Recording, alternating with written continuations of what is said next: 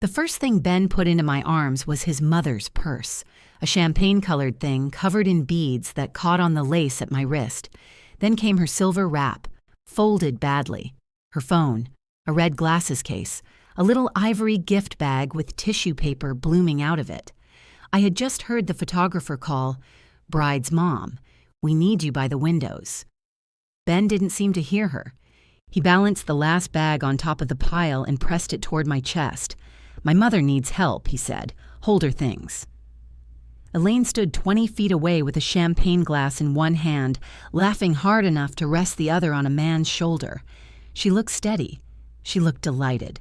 She looked nothing like a woman who had asked to be rescued from the crushing weight of her own purse. I turned toward my daughter. Claire saw me. I know she did because our eyes met over the silver wrap. There are moments when a mother can still see every age her daughter has ever been. At that moment, Claire was 35, dressed in silk and also 6 years old in red rain boots, reaching for me before she crossed the street. Her mouth tightened. "Mom," she said quietly, "please. It's just for a minute." That was 10 hours after she promised me we would have a moment that belonged only to us. At 7:12 that morning, I was sitting cross-legged on the carpet of Claire's hotel suite with a sewing kit between my knees and one of her bridesmaid's dresses in my lap. "I swear it fit on Tuesday," Megan said. Tuesday was a lawless time, I told her. She laughed nervously and looked down at the open seam under her arm. "Can you fix it? I can fix fabric. Human expectations are outside my license." The suite smelled like coffee, hairspray, and the gardenias someone had delivered before sunrise. 8 women moved around in various states of preparation. One had half her hair pinned up and looked like she'd been startled during an electrical storm. Another was eating scrambled eggs from a paper cup, while a makeup artist tried to apply mascara. Claire sat near the windows in a white robe with bride stitched across the back in pale blue thread. Her dark hair was wrapped around rollers, and someone had clipped a little plastic bag over each of her hands to protect her manicure. She looked elegant from the neck up and like she was about to clean a public restroom from the wrists down. "Don't laugh," she warned me. "I'm not laughing." "You are. Your shoulders are moving. I'm having a respiratory event." She smiled in spite of herself. For 1 second, I had my daughter back. Then her phone buzzed on the table, and the smile disappeared. "Can somebody check that?" Megan picked it up. "It's Ben. He says the florist put Elaine's corsage in the wrong room." Claire closed her eyes. "I'll get it," I said. Her eyes opened again. "You don't have to." It was the kind of thing she had started saying in the months before the wedding. "You don't have to," spoken while looking directly at me, followed by the silence of a person waiting for me to volunteer. "I'm already dressed for the hallway," I said. That was true. I had on my navy slacks and a button-down shirt because my dress was hanging in a garment bag downstairs. I'd been told the suite would be crowded, and I didn't want to steam silk in a room full of curling irons and open beverages. Elaine, according to Claire, was getting ready in the bridal lounge off the ballroom because it had better light and a private bathroom. "Thank you," Claire said. "Seriously. Of course." "Mom."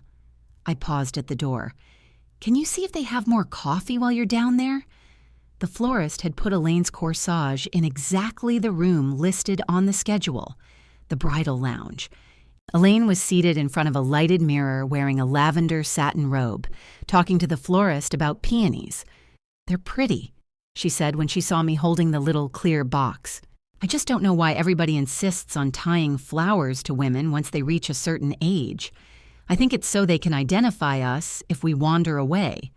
Elaine laughed, and the florist looked relieved. That was the irritating thing about Elaine. I liked her when she wasn't being managed by her son. She was 68, with silver blonde hair she wore in a smooth chin-length bob. She had a broad, expressive face and the kind of laugh that made nearby people want to know what they'd missed. She wasn't delicate. She played tennis twice a week and had once told me over lunch that she'd driven from Michigan to Arizona by herself because her sister said she couldn't. Ben, however, behaved as if a strong breeze might carry her into traffic. "There you are," he said. entering behind me. He was already in his tuxedo pants and white shirt, though his collar hung open and his bow tie dangled around his neck. He kissed Elaine on the top of her head, then looked at the corsage in my hand. I told them to bring that here. They did, I said.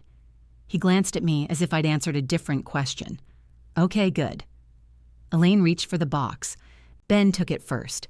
Let me do it, Mom. It's a corsage, Benjamin, not a bomb. You'll bend it, and then civilization will end before lunch. He smiled, but he didn't give her the box. His phone rang.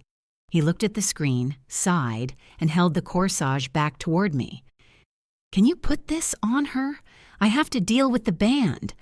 Before I could answer, he was gone. Elaine and I looked at each other. He's attentive, she said. That is one word. I used to say thoughtful, but he started sending me calendar invitations for things I planned myself. I laughed. She lifted her wrist and I tied the corsage around it. There, I said. Civilization preserved. You've done your part. It sounded like a joke. At the time, I took it as one. By 9:30, I had retrieved the corsage, found additional coffee, located a missing earring that was caught in the cuff of a robe, and asked the kitchen to send up spoons because they'd provided yogurt with forks. When I returned to Claire's suite, the photographer had arrived. She was a small, quick woman named Lacey, who wore all black and spoke in cheerful commands. Beautiful, chin down, eyes here. Everybody pretend they slept. Claire stood by the window while her veil was pinned into place. The dress was simple from the front, with a square neckline and narrow straps, but the back dipped low and fastened with 24 tiny covered buttons. I had gone with her to choose it. She cried when she saw herself in the mirror, then apologized to the saleswoman for crying. That was Claire. She could have blood running down her leg and worry about staining someone else's floor. I stood in the doorway longer than I meant to. Lacey noticed me. Mom? Yes. Come stand behind her. Just look at her in the mirror. I stepped into place. Claire's face changed when she saw me reflected beside her. Not much, just enough. You look like your dad's going to walk in and tell us we're both overdressed, I said. Her breath caught. Oh, Mom, I'm sorry. No, don't be. Her father, Martin, had been gone 11 years, long enough that I could say his name at the grocery store without losing my place in line, not long enough that his absence from that room felt ordinary. Claire reached back for my hand. The plastic manicure bags were gone. Her fingers were warm. He would have liked Ben, she said. I looked at her in the mirror. Martin would have enjoyed Ben. Whether he would have trusted him with Claire's tenderest parts was a different question, and not one you hand your daughter on her wedding morning. He would have wanted you happy. I said, I am happy. She said it quickly, then gave a small, embarrassed laugh, as if happiness were something she needed to prove. I know, I said. Lacey took several pictures. For a few seconds, no one asked me to find, carry, fix, or fetch anything. Then the door opened. Vivian, one of the venue coordinators, called. They said you're the person who knows where the memorial candles go. Claire dropped my hand. I thought that was handled, she said. It probably is. Mom, I'm sorry. I looked at the clock. We still have time. For what? Our moment.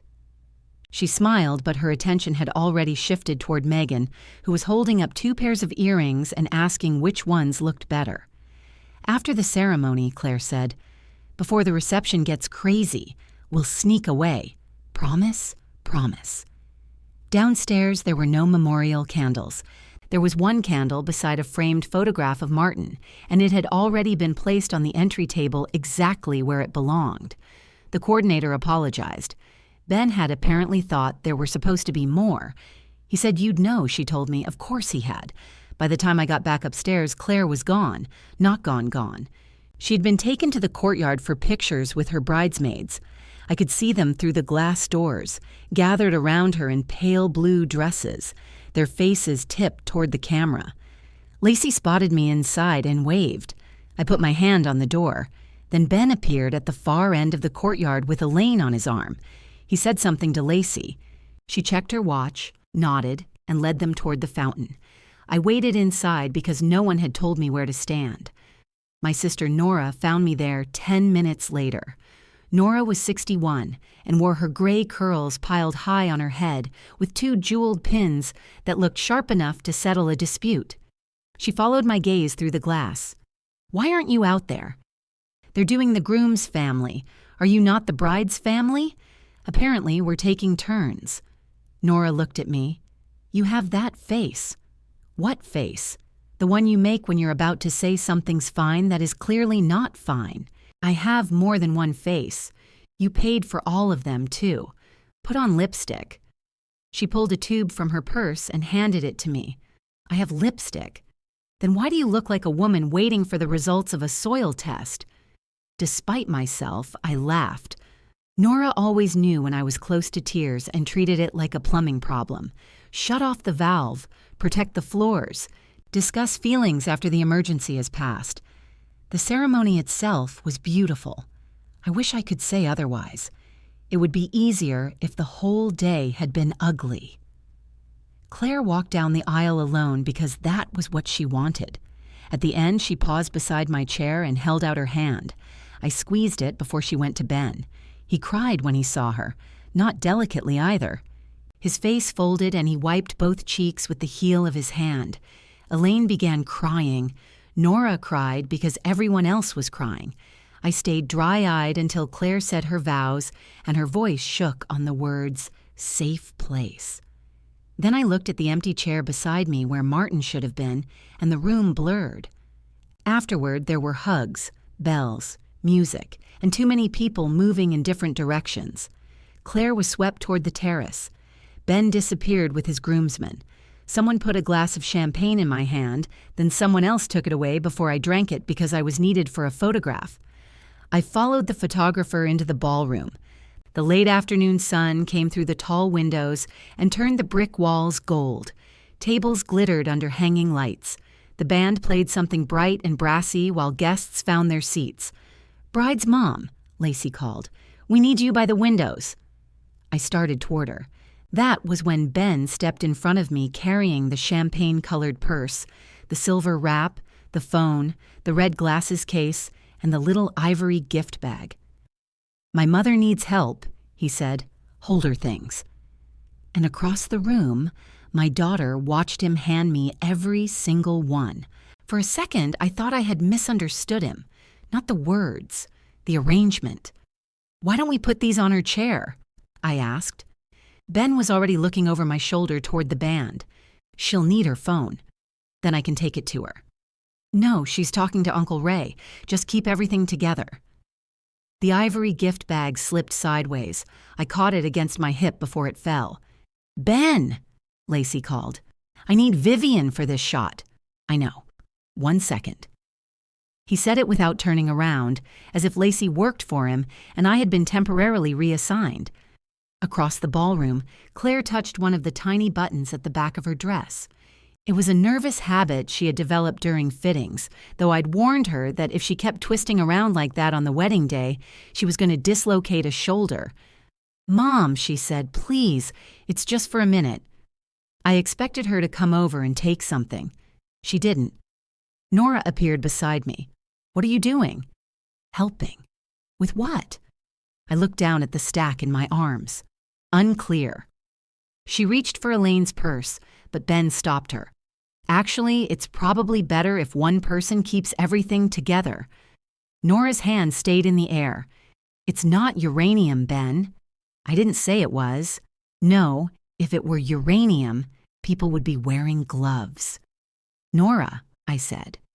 She looked at my face, then lowered her hand. Ben's expression softened into the patient smile people used on Nora when they hadn't known her long enough to recognize danger. "I appreciate it, Vivian." He walked away. Lacey gave us 3 more seconds before clapping her hands. "All right, let's get the couple with the college group while we have them." "But her mother," Nora began. "We'll circle back," Lacey promised. 6 people moved into the space by the windows. Claire went with them. Somebody handed her another glass of champagne. She lifted it, smiling, while Ben put his arm around her waist. I stood outside the frame with his mother's things.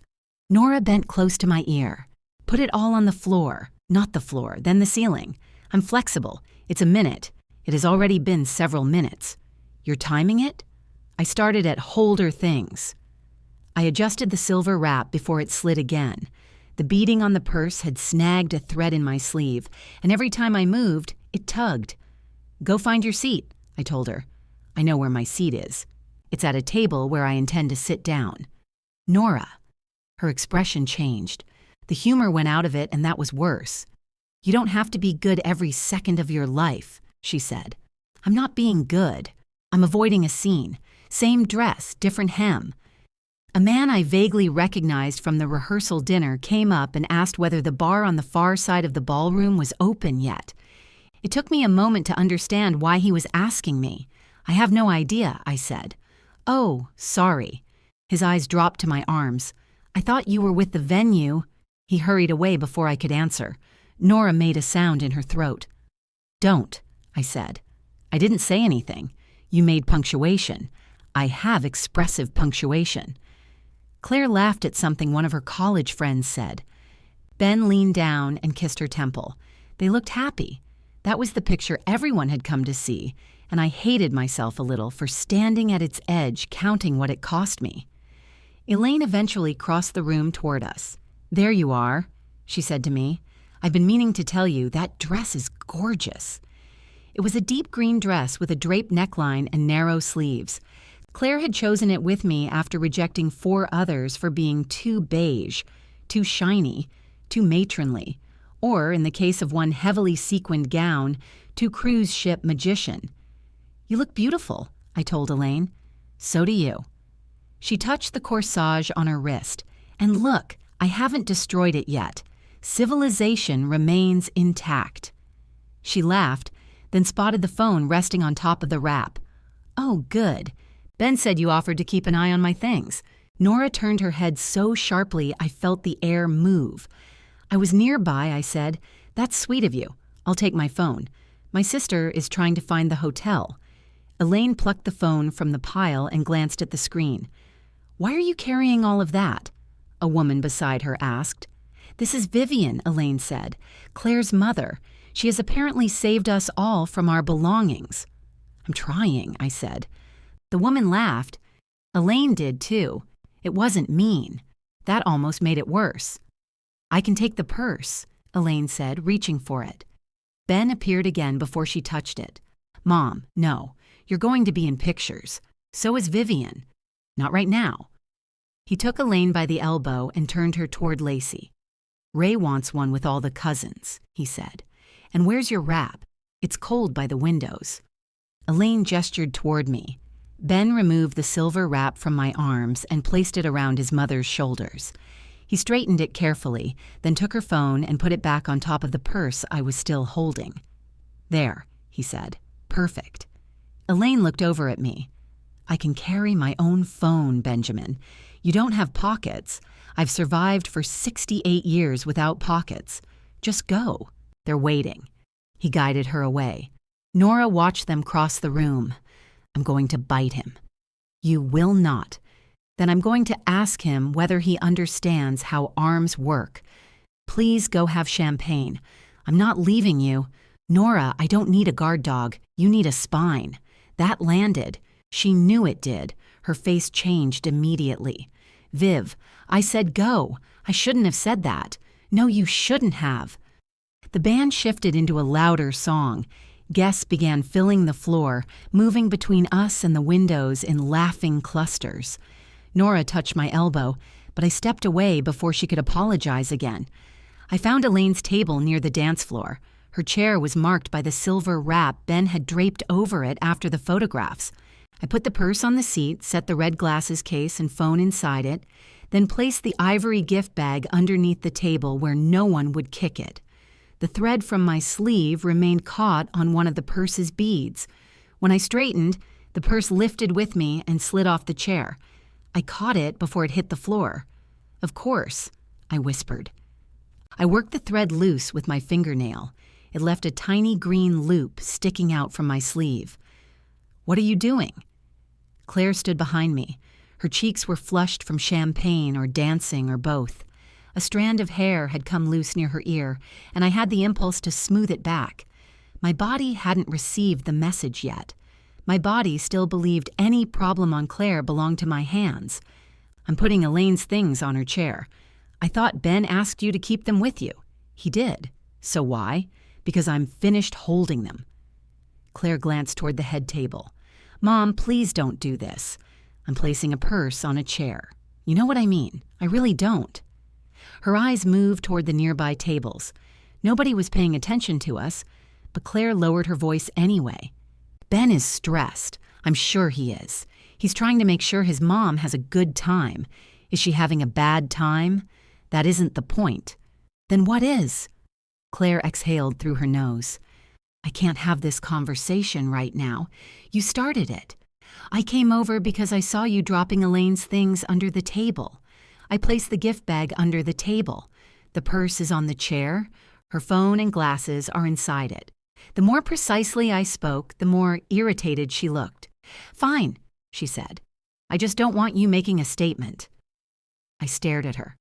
There are phrases that open slowly after someone says them. At first you hear only the words, then the meaning unfolds behind them, room after room.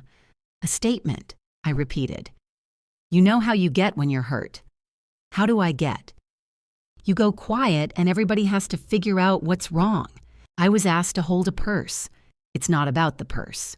No, I said. It isn't.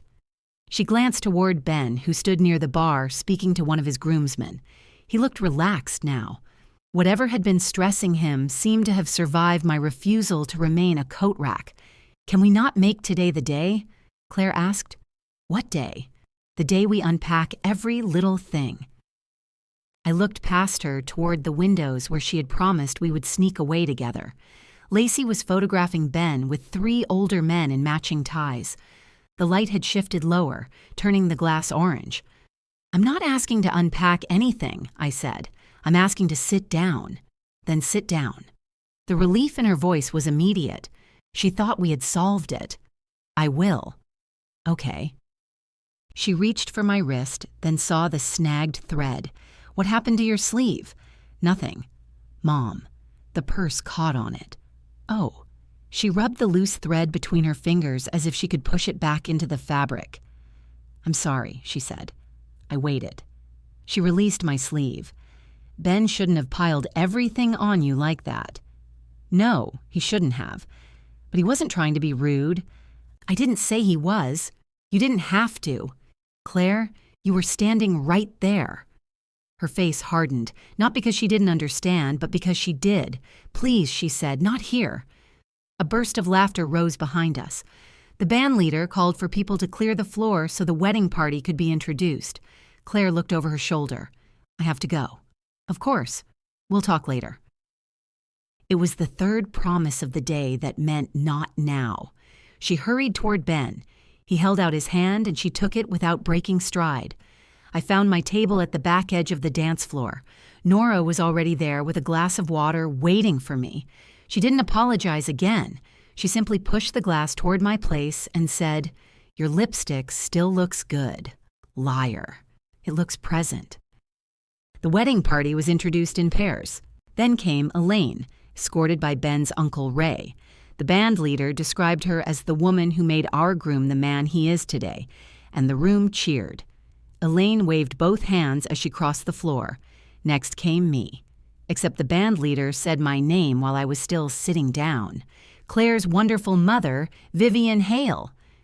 Every face at my table turned toward me. I stood quickly, bumping my knee against the underside of the table. By the time I reached the dance floor, the band leader had already moved on. And now, the reason we're all here. The doors opened. Claire and Ben entered to roaring music, their hands linked above their heads. I stepped aside so I wouldn't be in the photographer's way. Dinner passed in small humiliations that would have sounded ridiculous if I listed them aloud. My salad was cleared before I finished it because I had gotten up to show a server where the memorial photograph belonged. My chair was borrowed for an elderly guest and replaced with one from another table that sat 2 inches lower. The mother of the bride toast I had been told would happen after dinner disappeared from the schedule without anyone mentioning it. At 9:15, I saw Claire alone near the terrace doors. I stood. Before I reached her, Ben came up and said something in her ear. She laughed, took his hand, and followed him onto the dance floor. Nora touched my wrist. "Come home with me," she said. "I have a hotel room. You know what I mean."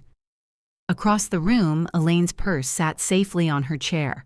The red glasses case and phone were inside it.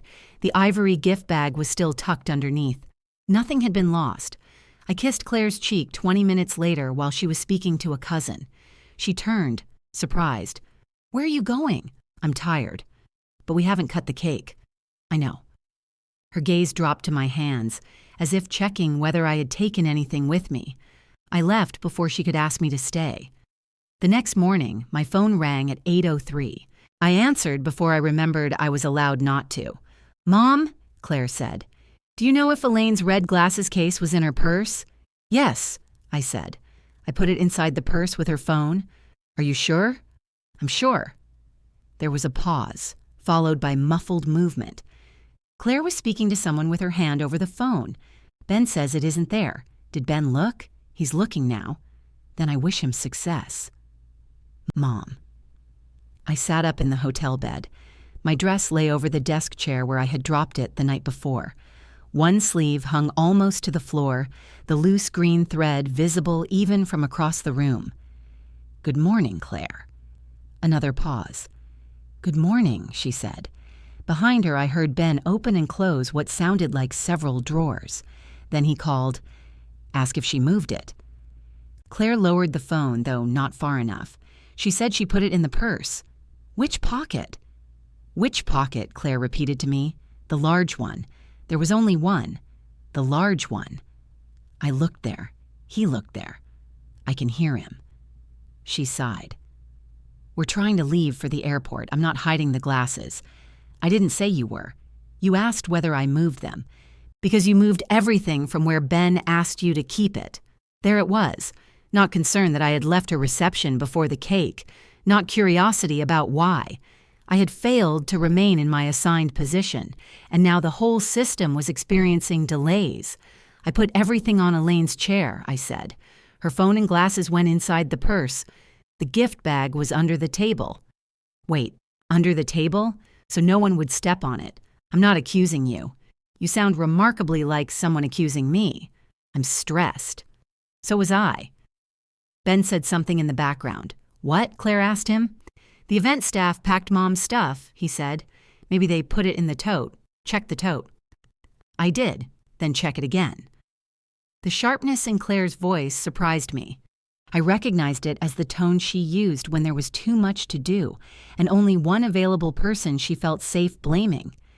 Usually, that person was me. "Mom," she said, returning to the call. "Why did you leave like that?" I looked at the green dress. "I told you I was tired. You left before the cake." "Yes." "People asked where you were. What did you tell them? That you weren't feeling well." That was considerate. Was I supposed to tell them you were angry because Ben asked you to hold some things?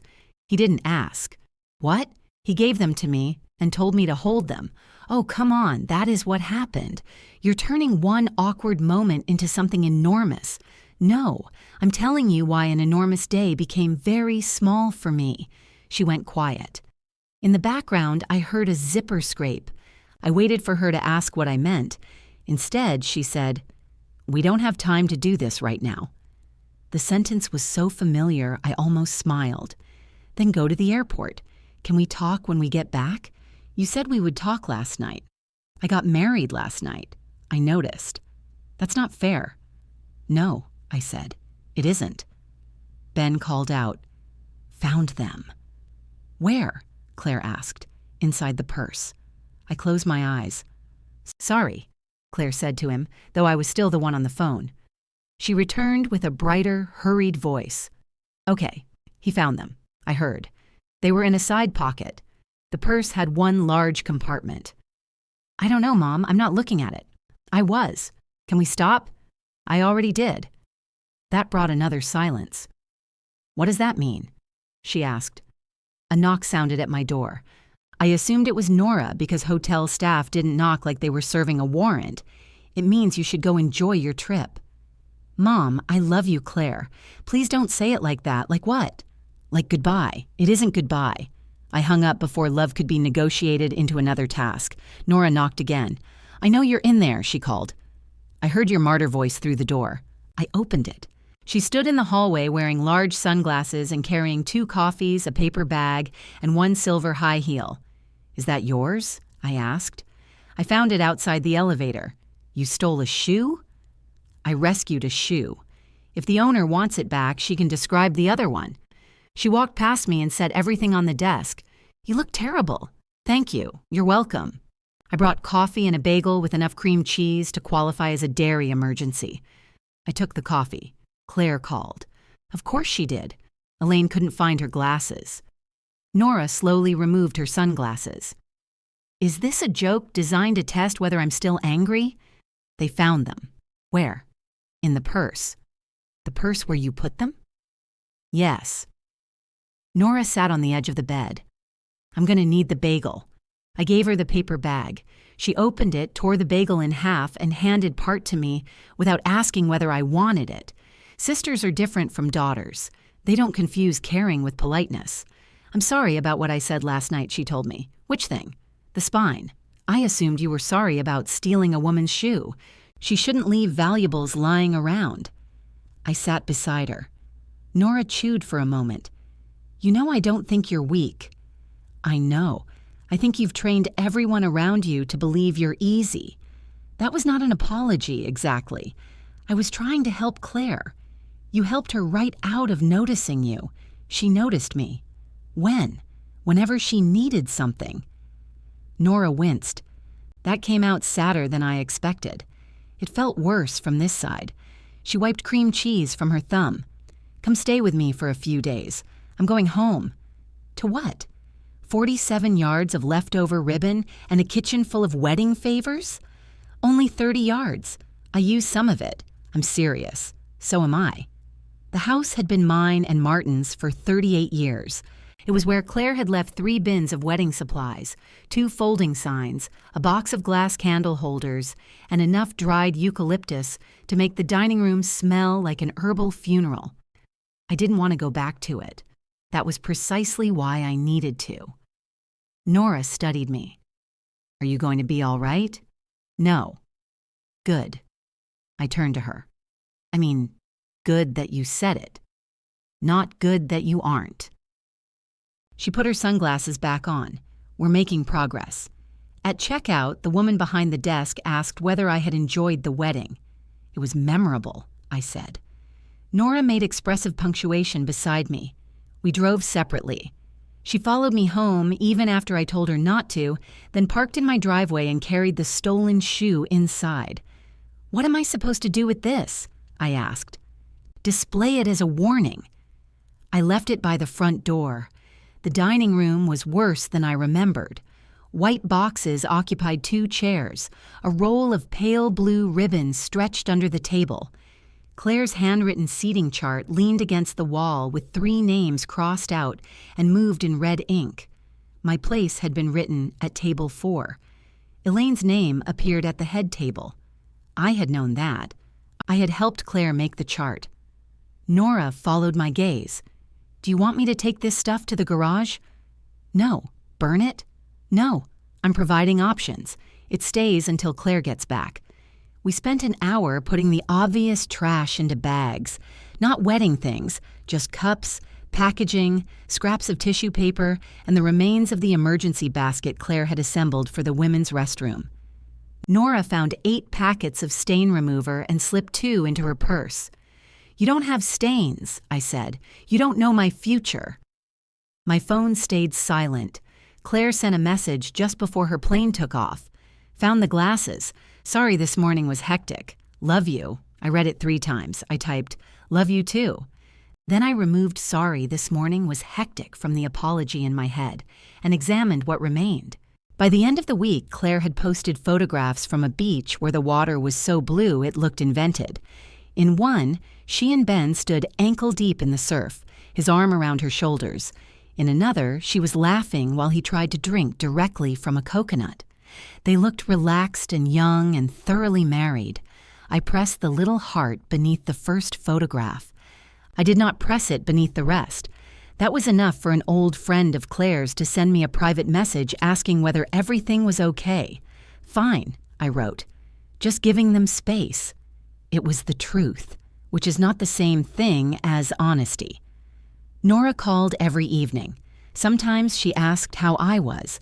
Sometimes she told me about the abandoned silver shoe, which remained by my front door because its owner never appeared. On the 6th day, I carried one of Claire's white boxes upstairs to the room that had once been hers, then carried it back down because putting wedding things in her old bedroom felt like an accusation. I left everything where it was. When Claire finally called after returning, she sounded rested. "Hi," she said cautiously. "Hi, how are you?" It was the first question she had asked me since the reception that didn't involve a missing object. "I'm all right. Good. We got in late last night." "I saw." "You saw? Your pictures." "Oh." She laughed softly.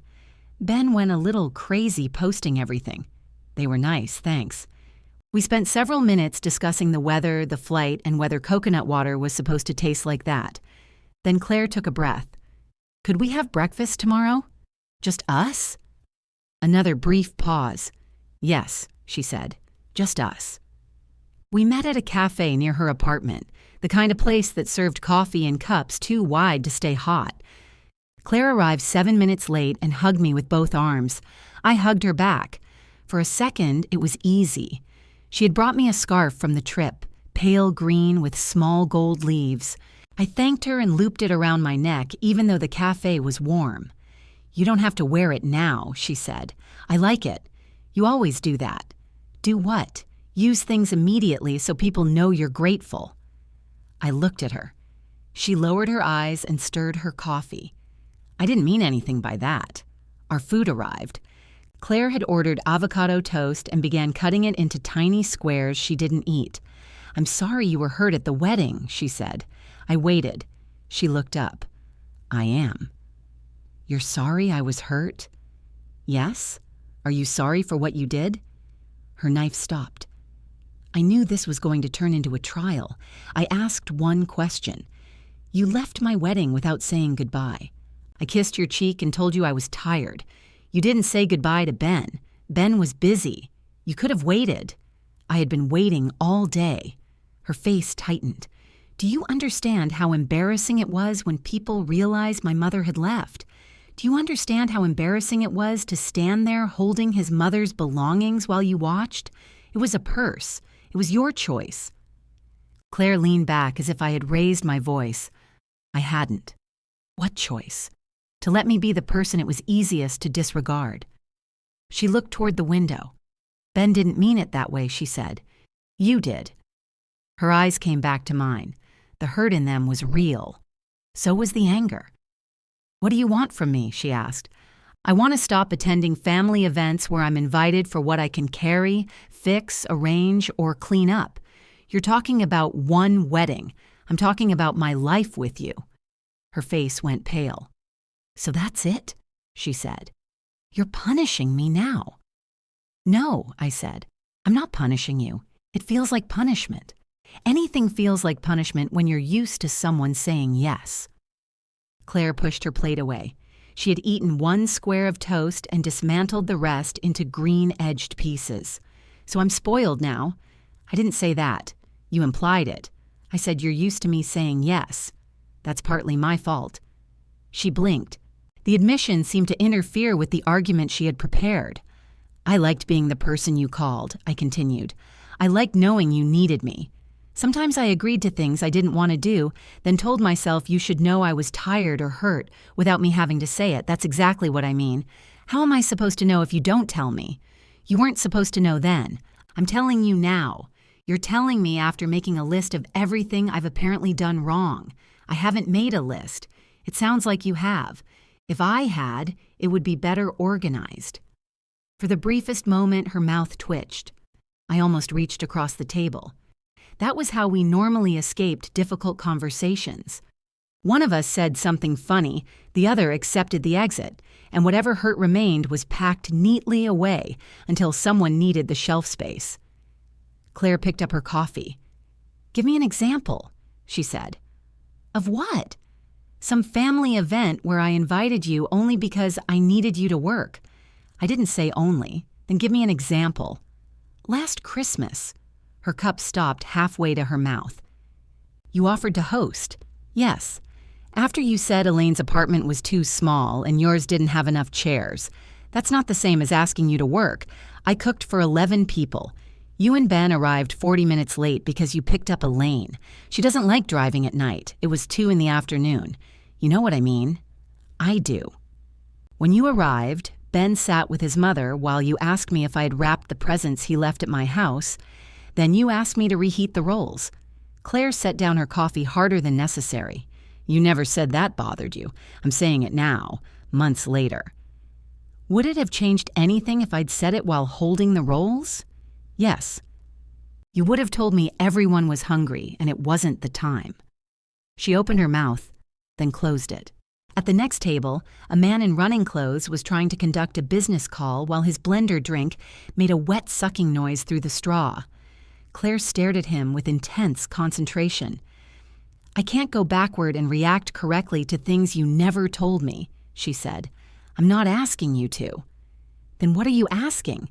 "I'm asking you to believe me when I tell you something hurts, not explain why it shouldn't." She pulled her cardigan tighter around herself. "And if I don't, then I'll decide what I can be part of." Her eyes sharpened. "Meaning what?"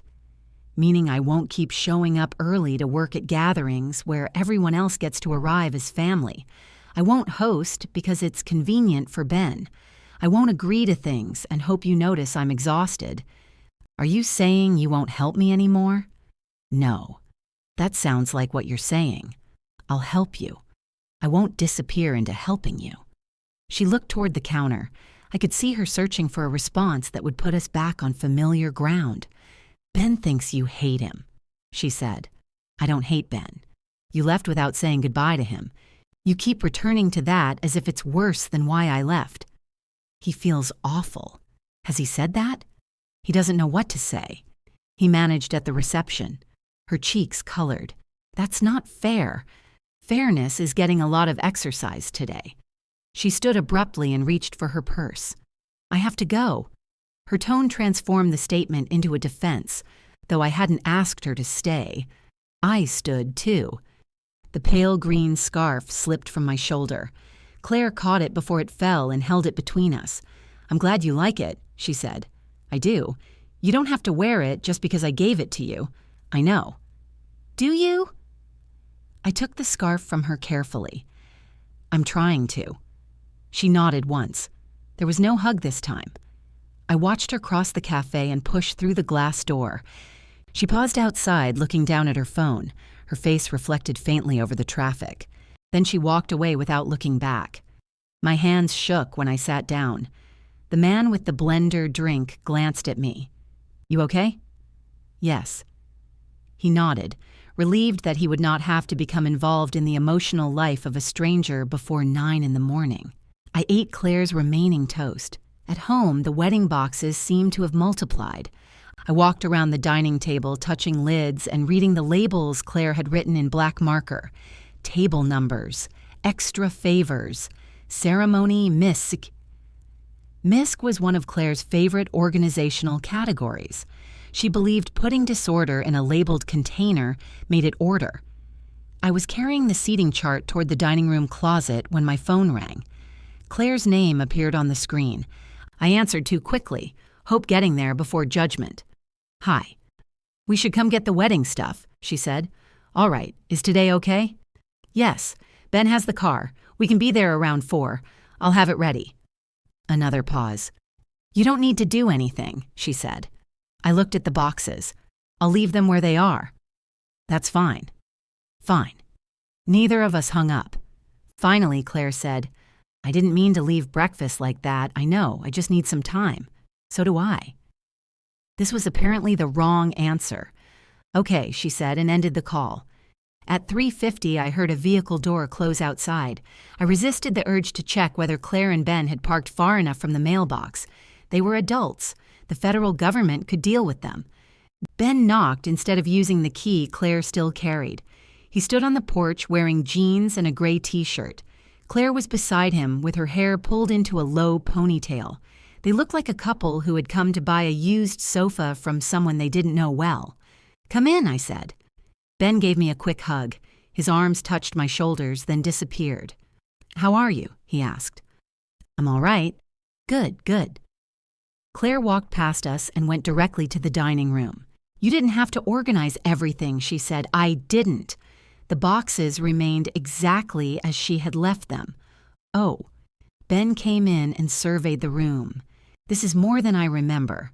"That's because half of it was delivered here," I said. "Right." He lifted the box marked "Extra Favors." The bottom sagged. "Careful," I said. "There are glass jars in that one." "I've got it." He adjusted his grip, and Claire immediately reached to support the bottom. "Here," she said, "let me." I said, "I've got it." "I know, but it's ripping." "It's fine." The cardboard tore with a dry crack. Claire caught the box against her thigh before anything fell. Ben stared at the split seam. "Okay," he said. "Maybe tape?" I kept packing tape in the kitchen drawer. Normally, I would have fetched it before he finished the word. Nobody moved. Claire looked at me. "The tape is in the second drawer beside the sink," I said. She went to get it. Ben lowered the damaged box onto the table. "I wanted to say something about the wedding," he said. "All right." His eyes shifted toward the hallway Claire had disappeared down. "I'm sorry things got kind of weird." "What things?" His jaw tightened almost invisibly. "With my mom's stuff. I was running around and I needed somebody to hold it for a second. It was much longer than a second. I didn't exactly time it. Nora did." That startled a laugh out of him. "Of course she did." Claire returned with the tape. Ben straightened. "I was just apologizing." She looked at me.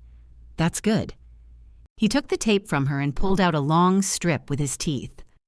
"I obviously wasn't trying to disrespect you," he said around it. I waited until he tore the strip free. "I believe you weren't trying," I said. He pressed the tape over the split. "Okay, that doesn't mean you didn't. I just apologized. You said you were sorry things got weird because I gave you a purse. You didn't give me a purse. You told me to hold your mother's things while I was being called for pictures." His face changed. It wasn't guilt, not yet. It was the startled offense of a man who believed an apology should end the discomfort rather than deepen it. "I didn't hear the photographer," he said. "She called twice. There were 200 people in that room, and one mother of the bride." Claire folded her arms. "Can we please not do this while carrying boxes? Apparently we can't do it at breakfast either," I said. "I told you I needed time." Ben looked between us. "What happened at breakfast?" "Nothing," Claire said. "She told me what she needs," I said. Claire gave me a warning look. Ben pressed down the edges of the tape. "Which is? I'm not going to be the automatic worker at family gatherings anymore." He frowned. "I don't think anybody sees you that way." "You do. I asked you to do one thing. You volunteered my house for Christmas. That was Claire's idea." Claire's head turned toward him. "No, it wasn't." Ben hesitated. I watched the two of them make quick calculations. "You said her dining room was bigger," Claire added. "I mentioned it. You called my mom before we decided. I was trying to get ahead of it." "By deciding for her?" He exhaled. "Is every normal family thing going to be turned into evidence now?" The word evidence hung in my dining room. Claire looked at the torn box. "Let's just load the car." They carried the first two boxes out together. I stayed inside. On the third trip, Claire picked up the seating chart. "Do you still want this?" she asked me. "Why would I want it?" "I don't know.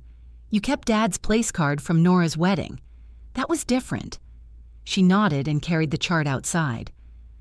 When the dining room was empty, pale rectangles remained in the dust where the boxes had been.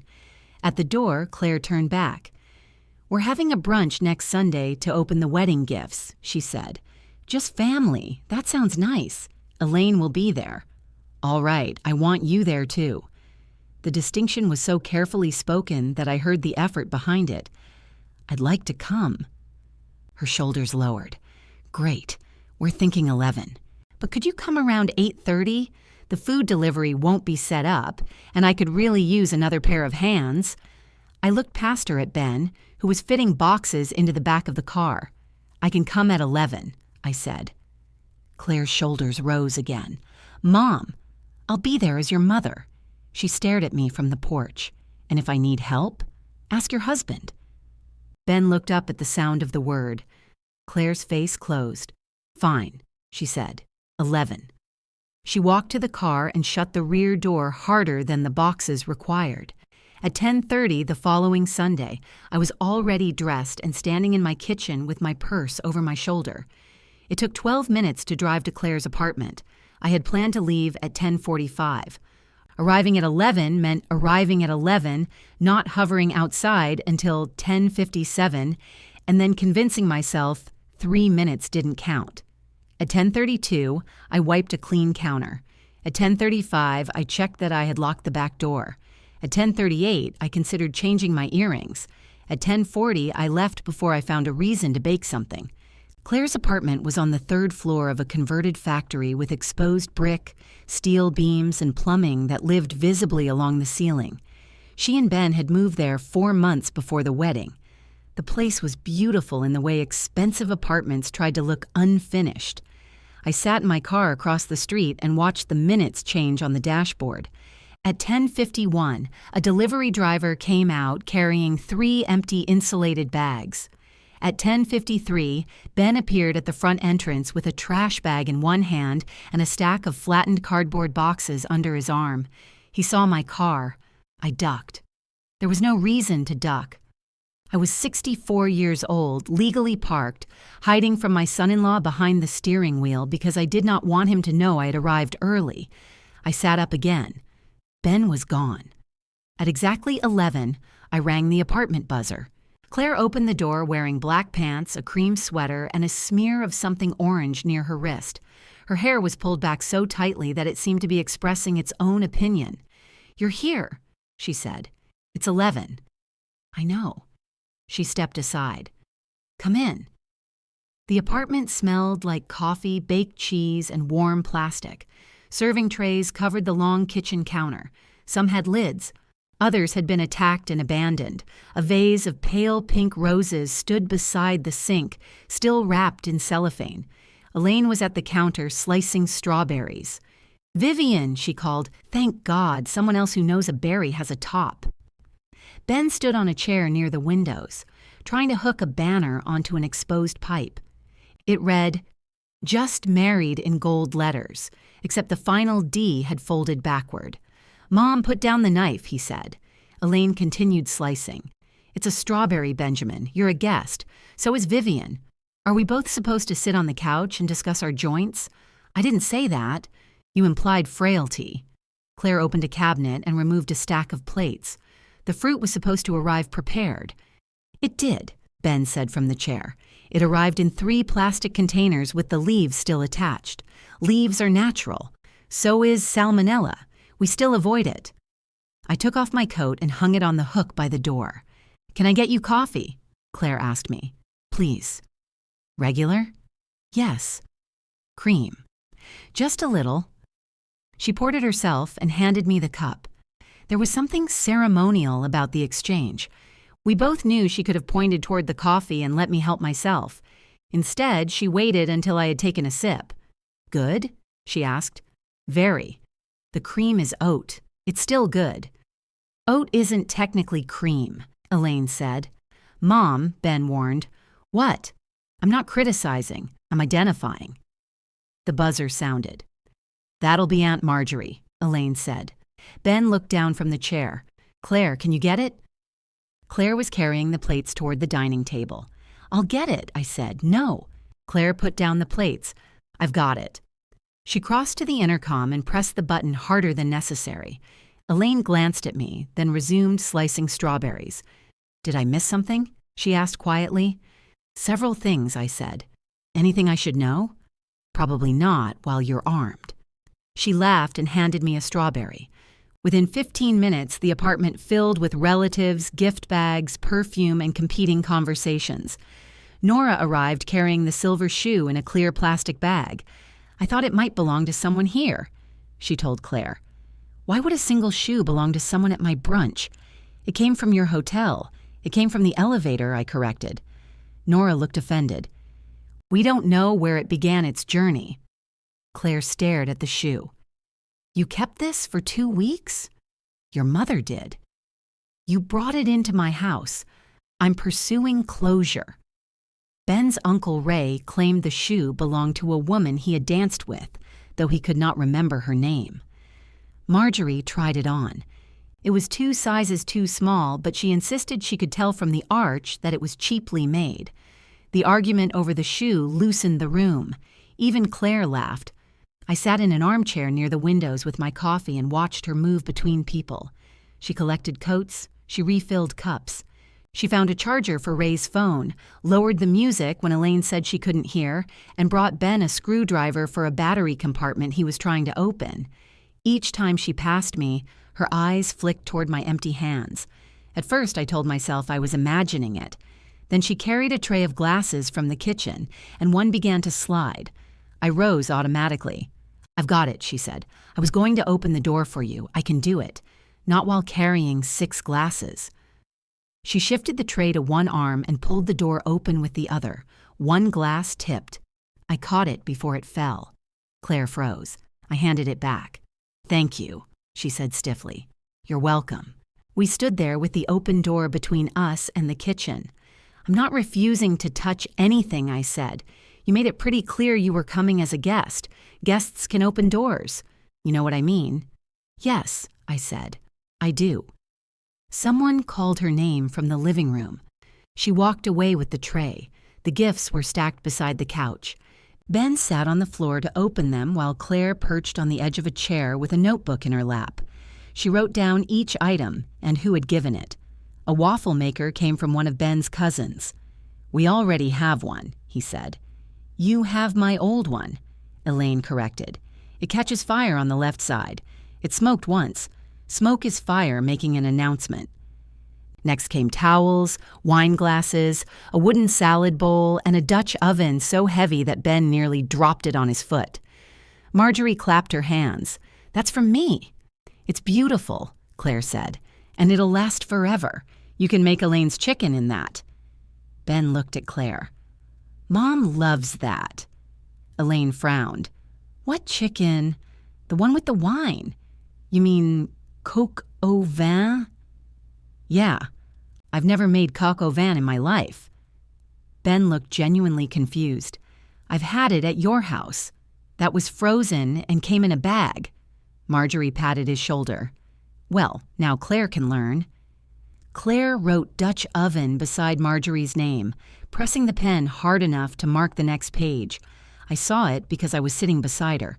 She closed the notebook. Who wants more coffee? She asked. No one answered quickly enough. Ben held out his mug. I'll take some. Claire stood. I can get that, I said. Her head turned. I'm going to the kitchen anyway, I added. Why? To get more coffee. But you still have some. My cup is cold. I can warm it up. Claire. The room had not gone silent, but it had thinned around us. Marjorie was telling Ray something about the shoe. Nora was pretending not to listen. Ben's mug remained extended. Elaine took it from his hand. You have legs, she told him, and the coffee is 12 feet away. I didn't ask you to get it. You handed it to Claire, she offered. Claire looked at him. I did not. You asked who wanted coffee. That isn't the same as offering to serve you. Ben opened his mouth, considered the audience, and smiled. Okay, I'll get it. He stood and went to the kitchen. It was a small moment. Nobody declared victory. Marjorie continued discussing footwear. Ray opened another bottle of sparkling water.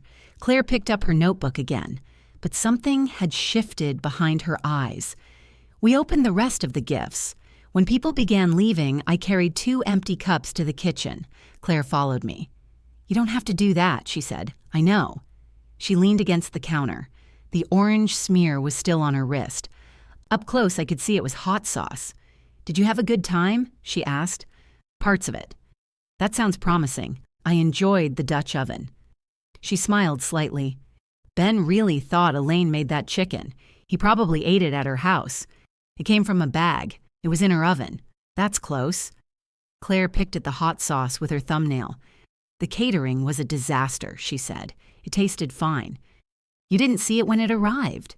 No, the eggs were cold. They forgot serving spoons. Half the fruit wasn't cut. You handled it. Elaine got here early and helped. She seemed happy to. Ben kept telling her to sit down. He worries about her. He doesn't worry about me. The words came out before she could reshape them. I set the cups beside the sink. Claire looked toward the living room. Ben was kneeling by the couch, folding gift wrap into a garbage bag while talking to his uncle. You could have helped, she said. There was no accusation in her voice this time. That made it harder.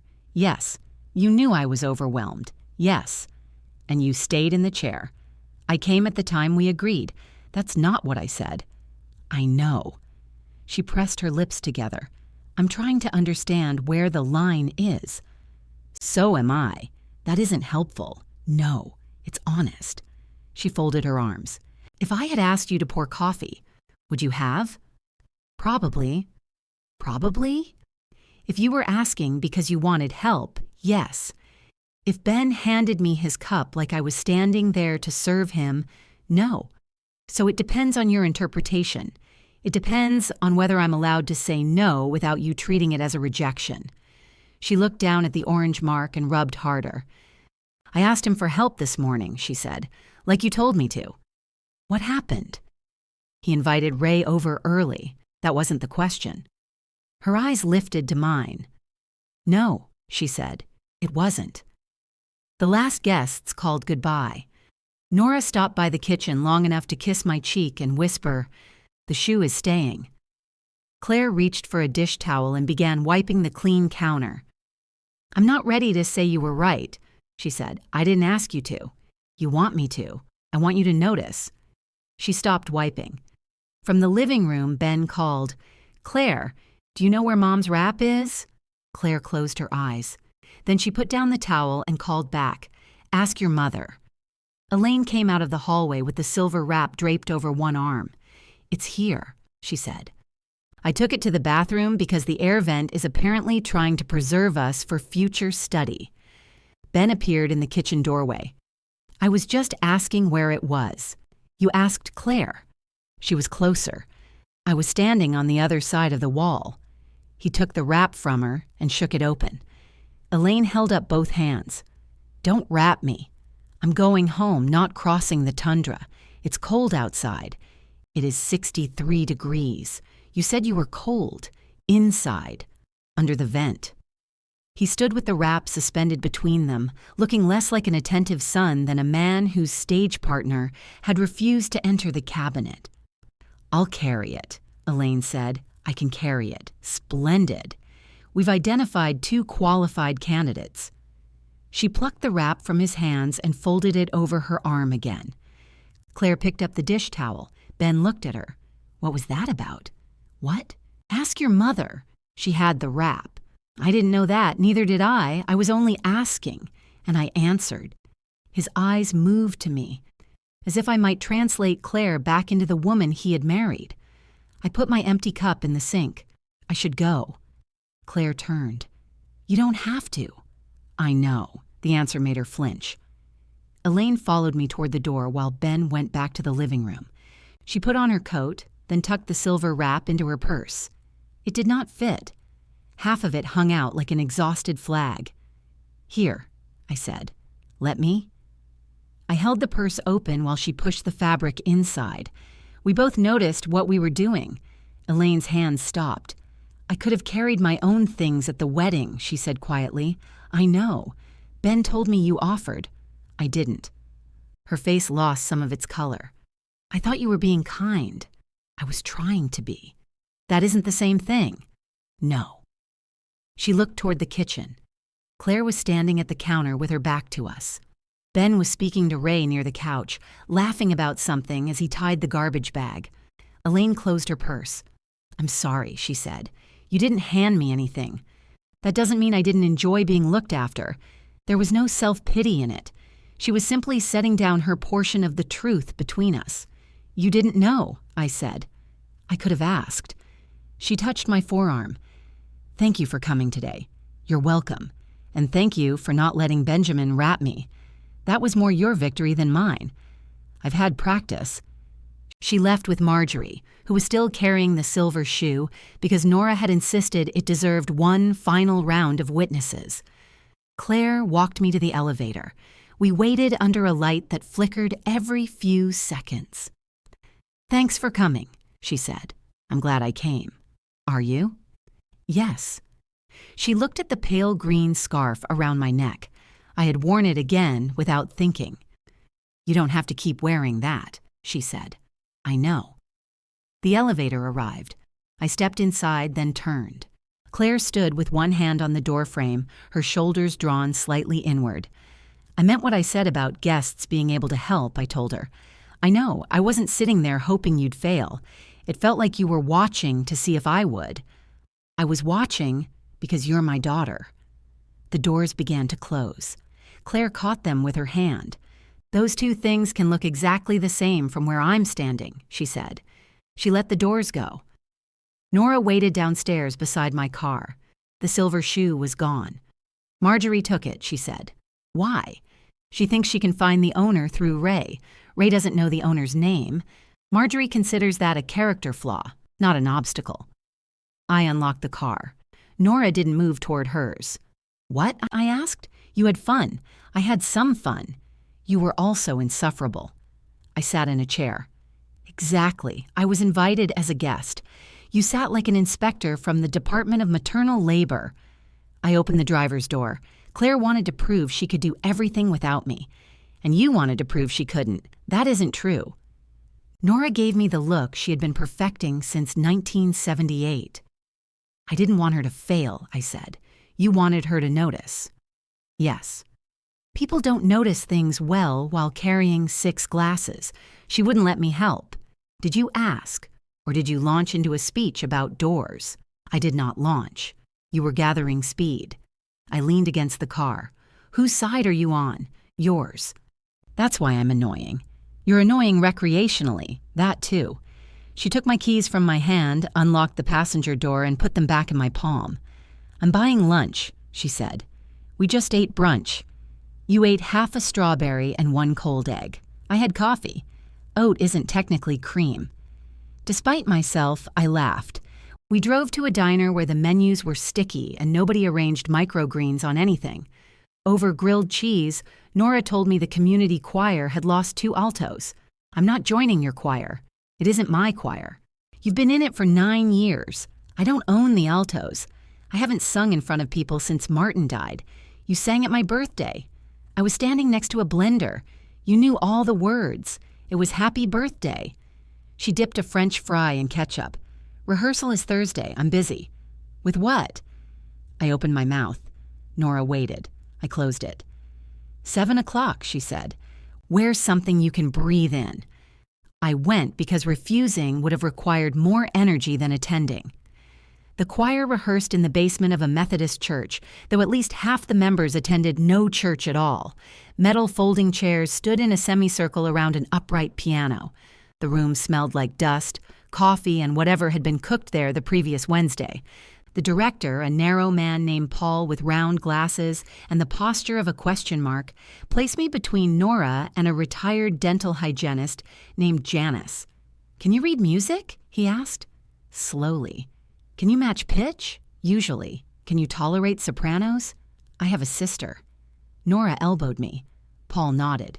"You'll do." We began with scales. My voice came out thin and cautious, a guest in my own throat. Then Paul played the opening notes of an old folk arrangement Martin used to whistle while fixing things around the house. I stopped singing. Nora kept her eyes on the music. Paul played the measure again. Nobody looked at me. That was the kindness of groups accustomed to people bringing invisible things into a room. On the third attempt, I came in late. On the fourth, I stayed. When I got home, there was a missed call from Claire. No message. I called her back. She didn't answer. I stood in the dining room with the phone in my hand. Without the wedding boxes, the room looked larger and sadder. Dust marked the places where they had sat. The seating chart had left a pale rectangle against the wall. I found a cloth and wiped the table. Then I moved the candle holders I had been storing for Claire into the hall closet. I carried the dried eucalyptus to the trash, changed my mind, and put it in a ceramic pitcher by the window. It looked less like a wedding decoration there. It looked like mine. Claire called the next evening while I was reheating soup. "I tried you yesterday," she said. "I was out." "Where?" "At choir." Silence. "You joined a choir?" "I attended a rehearsal." "With Nora?" "Yes." "You hate group singing." "I hate forced audience participation." "You said choir people breathe too loudly." "They do." Claire laughed. It was small, but real. "What are you doing?" I asked. "Driving home." "From work?" "No." "Elaine's." I turned down the burner. "Is she all right?" "She's fine." Claire sounded tired. Ben told her I would help reorganize her hall closet. I looked toward my own hall closet, where I had just placed Claire's candle holders. "Did you offer?" "No." "Did Elaine ask?" "No." Ben decided she needed help because she couldn't find an umbrella. Was the umbrella in the closet? It was in her car. I covered my mouth, but a laugh escaped. "It isn't funny," Claire said. "It's a little funny. I spent 3 hours sorting scarves. I'm sorry. She has 19 scarves. Some of us are prepared for weather. She found 6 pairs of gloves and tried to give me all of them. That sounds like Elaine." "It does." The lightness disappeared from Claire's voice. "Mom, she told me you two talked about the wedding." "We did." She said Ben told her you volunteered. "Yes." "Why didn't you tell me that?" "At breakfast?" "Yes." "You were already defending him for what he did. I didn't think correcting his wording would change anything. It changes whether he lied.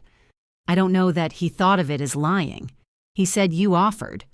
Maybe by the time he reached her, he needed to believe I had. That's generous. It isn't forgiveness." Claire was quiet long enough that I could hear the rhythm of her turn signal.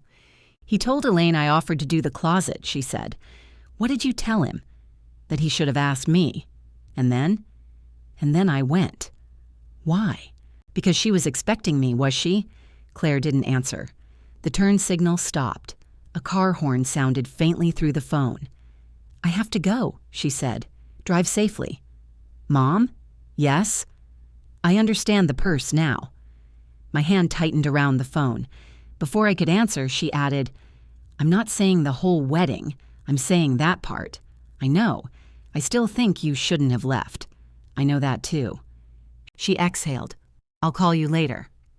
"All right." We both remained on the line for a second longer than necessary.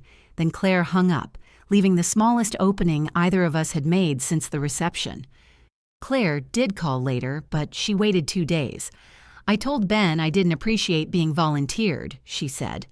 "I was in the dining room polishing the table. It had not needed polishing. Once you begin reclaiming a room, you discover how many unnecessary things can be done to it." "What did he say?" "That he was trying to help his mother by sending you to her apartment. He said he would have gone. But he had work, did he?" "Yes, he had a meeting. Then perhaps he believed he was solving a problem." "That's what you always do." "What?" "Give him the best possible motive. I spent our last conversation accusing him of making me carry a purse. You said maybe he needed to believe you volunteered. That makes him sound confused instead of dishonest. People can be both. That isn't helpful." I set the polishing cloth down. "What would be helpful?" "Tell him what you told me." "No." The answer came quickly enough to surprise both of us. "Why not?" she asked. "Because he's your husband. He's also the person you have a problem with." I told him what my problem was. "Not the closet. The closet is your problem." The line went quiet. I could picture Claire in the apartment, standing near one of the tall windows with her free arm folded across her stomach. When she was young, she used to bring me tangled necklaces and watch while I separated the chains. She believed patience was a talent I possessed rather than time I spent. "So you started all this," she said, "and now I'm on my own?" "I didn't start what happened between you and Ben. You made me see it. That's different." "Is it?" "Yes." She gave a humorless little laugh. "Convenient. I will listen. I will talk to you. I won't explain you to your husband, and I won't explain him to you. I didn't ask you to explain me. You asked me to tell him why you're upset, because he doesn't hear it when I say it. Then that is the conversation. Mom, you make everything sound so simple now. No, I make it sound like it belongs to the people living it." She ended the call shortly after that. I stood beside the dining table looking at my reflection in the dark wood. My face appeared stretched and dim, like someone viewed through deep water. It would have been easy to call back. I knew exactly how to speak to Ben. I would begin by telling him Claire loved Elaine and didn't mind helping. I would protect him from shame before mentioning that Claire felt taken for granted. Then I would soften Claire's anger until it became a small request he could grant without changing anything fundamental. I had done versions of that conversation for years, with Claire's employers, roommates, friends, and once with a boyfriend who borrowed her car for 3 days and returned it without gas. I had called it support. Sometimes it was. Sometimes it was another way to hold her things. At choir rehearsal, Paul handed out a piece with 4 pages of 16th notes and told us not to panic. "This is aggressive," Nora said. "It's festive," Paul replied. "It's a musical staircase with no railing." Janice leaned past me. "He gives us difficult music when his personal life is going badly." Paul tapped his baton on the music stand. "I can hear you." "Then your ears are thriving," Janice said. "We sang badly for 40 minutes, then unexpectedly well for 3. My voice no longer felt borrowed. It did not feel strong exactly, but it knew where to stand. After rehearsal, Janice mentioned that she would be alone for Thanksgiving because her sister was taking a cruise. "On purpose?" Nora asked. "She claims so." Paul was spending the holiday with his former partner's family, a sentence that raised several questions none of us asked. "What are you doing?" Janice asked me. "I don't know yet." "Claire isn't hosting. Her apartment is small." "So is gratitude," Nora said. "People still make room for it." I kicked her lightly in the ankle. Thanksgiving had been at my house for most of Claire's life. Martin handled the turkey because he believed roasting one large bird each year made him a frontier provider. He used 3 thermometers and opened the oven every 9 minutes, then blamed everyone else when it took too long. After he died, I kept hosting. The first year, Claire found me crying into the mashed potatoes and pretended she needed to know where I kept the paprika. I had assumed we would be at my house again that year. Assumptions do their best work when nobody says them aloud. Elaine invited me to dinner the following Sunday. She made baked ziti, garlic bread, and a salad. Ben said was too large for 5 people. "Salad doesn't become dangerous at scale," Elaine told him. Her apartment was warm and bright, filled with framed travel photographs and furniture that looked chosen rather than purchased as a set. The hall closet door stood open. The contents were now arranged in clear bins with printed labels: scarves, gloves, weather mist. I touched the last label.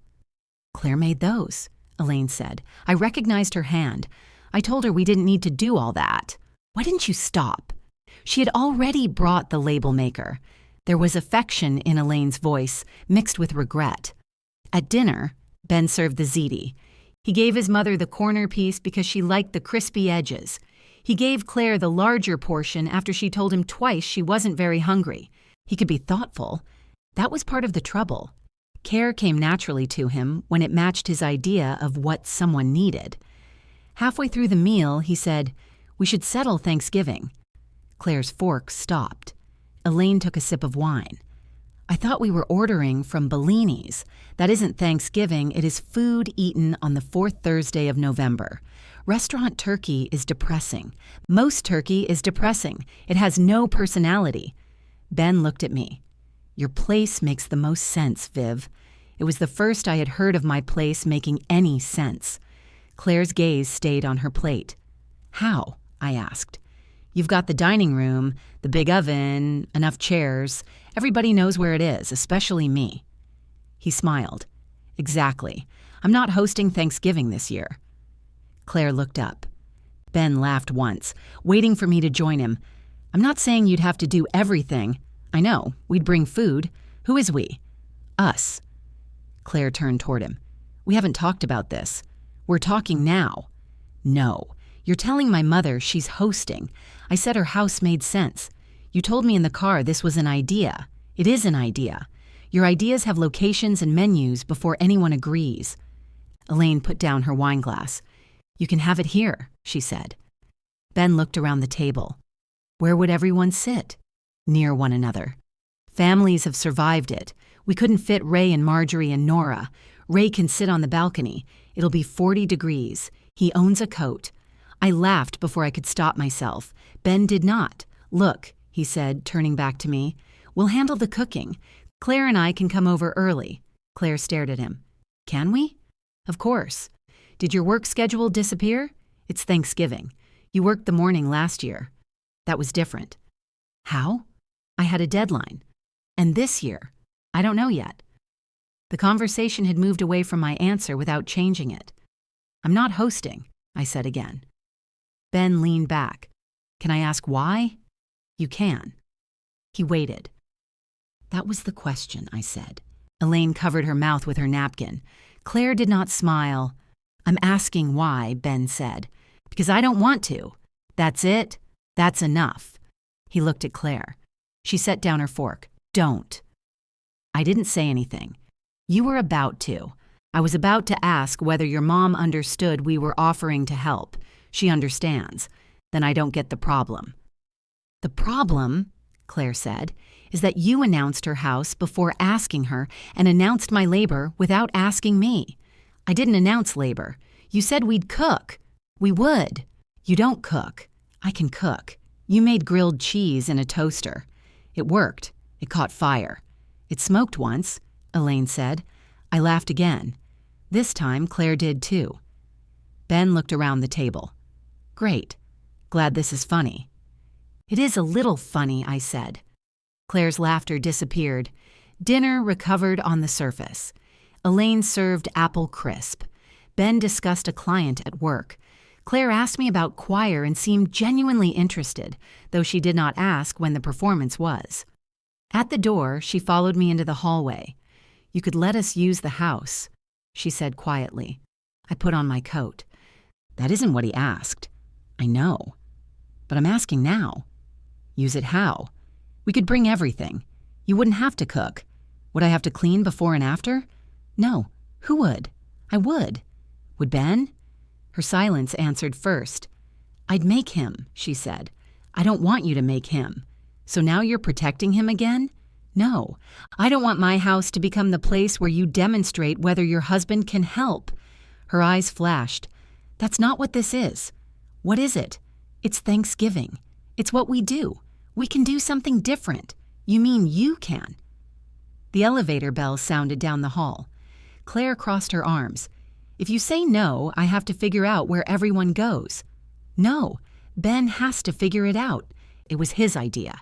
You know he'll leave it to me. Then don't let him." She looked at me as if I had suggested she stop breathing. The elevator doors opened. "Do you even want to spend Thanksgiving with me?" she asked. The question stripped away every argument around it. "Yes," I said. "I want to spend Thanksgiving with you. I don't want to earn my place at the table by providing the table." Her eyes filled, but she looked away before the tears could fall. "Well," she said, "apparently those are the same thing this year." The elevator carried me downstairs before I found an answer. In the lobby, my phone buzzed. Nora had sent a message to our choir group. "Anyone without Thanksgiving plans? Potluck at my place. I own 4 chairs and a piano bench. Bring folding furniture and emotional resilience." I stood beneath the lobby's bright lights and read it twice. Then I typed, "My dining room seats 8. My thumb hovered over the screen. I pressed send. 3 dots appeared almost immediately. Janice wrote, I make excellent mashed potatoes and poor conversation. Paul wrote, I can bring pie. Nora wrote, he cannot. I have eaten his pie. Paul replied, it was one pie. It had a crust like roofing material, Nora wrote. I stood in Elaine's lobby, smiling at my phone while the elevator doors opened and closed behind me. By the time I reached my car, 6 people had claimed dishes. Nora was bringing turkey. Janice had potatoes. Paul changed his contribution to wine under protest. A tenor named Leonard offered green beans and 2 folding chairs. Another, alto, Denise, volunteered stuffing and immediately began arguing with Nora about whether oysters belonged in it. For the first time in weeks, my dining room had a plan that did not come from Claire. That felt good for 12 minutes. Then Nora called. You understand your daughter will think this is war. It isn't. You told her you wouldn't host Thanksgiving. Then you offered your house to a room full of near strangers. I said I wouldn't host the gathering Ben assigned me. I know the distinction. Then why are we talking? Because Claire may not. I'll tell her. Before or after I buy the turkey? Before. Good. If there's going to be a family explosion, I want time to defrost responsibly. I called Claire from the car. She answered on the 5th ring. Hi. I want to tell you something before you hear it from Nora. That's a promising start. I offered my dining room for a small choir potluck on Thanksgiving. Silence. I watched a man push a grocery cart across the parking lot. One wheel kept pulling left, and he corrected it every few steps without ever stopping to examine the problem. You're hosting Thanksgiving, Claire said. I'm having 6 people over. You said you didn't want to host. I said I didn't want Ben deciding I would host the family. What's the difference once you're cleaning your house and cooking? The difference is I chose it. She inhaled. So this is about proving you can say no to us and yes to strangers. No. How is it not? Because Janice didn't volunteer my oven before asking me. Who is Janice? She sings alto. Of course she does. I almost laughed, but Claire's voice was too brittle. I want you and Ben to come, I said, to your choir Thanksgiving, to my house. Are Elaine and the rest of Ben's family invited? No, there isn't room. There was room when it was our family. There was labor when it was our family. That is unbelievably hurtful. I'm not trying to hurt you. You keep saying that after doing things you know will. I tightened my grip on the phone. I have spent years doing things I didn't want to do because I was afraid you would feel hurt if I didn't. Then maybe you should have told me before turning Thanksgiving into a lesson. It isn't a lesson. It's a performance. The word struck because it was close to what she had accused me of at the reception, making a statement, creating a visible act so everyone had to understand I was wounded. What would you like me to do? I asked. Have Thanksgiving with your family. I invited you. You invited me to watch you give our tradition away. Our tradition is not the room. It was Dad's room, too. I closed my eyes. Claire knew exactly where to put the knife. She also knew how to sound surprised when it cut. Your father would not have wanted me to spend the day angry in my own kitchen. You don't know what he would have wanted. No, I said. Neither do you. She began to cry quietly. I could hear her trying to hide it, which made me want to abandon everything, the choir, the boundary, the clean dining table, and tell her I would roast the turkey, polish the silver, seat Ray on the roof if necessary. Then she said, Ben was right. About what? You're doing this to punish us. The desire to rescue her receded. I'm sorry you believe that. Don't. Don't what? Use that calm voice like you're the only adult in the conversation. I am sitting in a parking lot trying not to yell at you. Maybe yell. At least it would be honest. I am angry, Claire. I'm angry that your husband offered my house and your work, and you came into the hallway to ask me to make it easier for both of you. I'm angry that when I chose something for myself, you treated the choice as an attack. You chose strangers. I chose a day I could enjoy. She hung up. The grocery cart hit a curb and tipped sideways. The man caught it with both hands, cursed, and finally examined the bad wheel. I sat there until my phone screen went dark.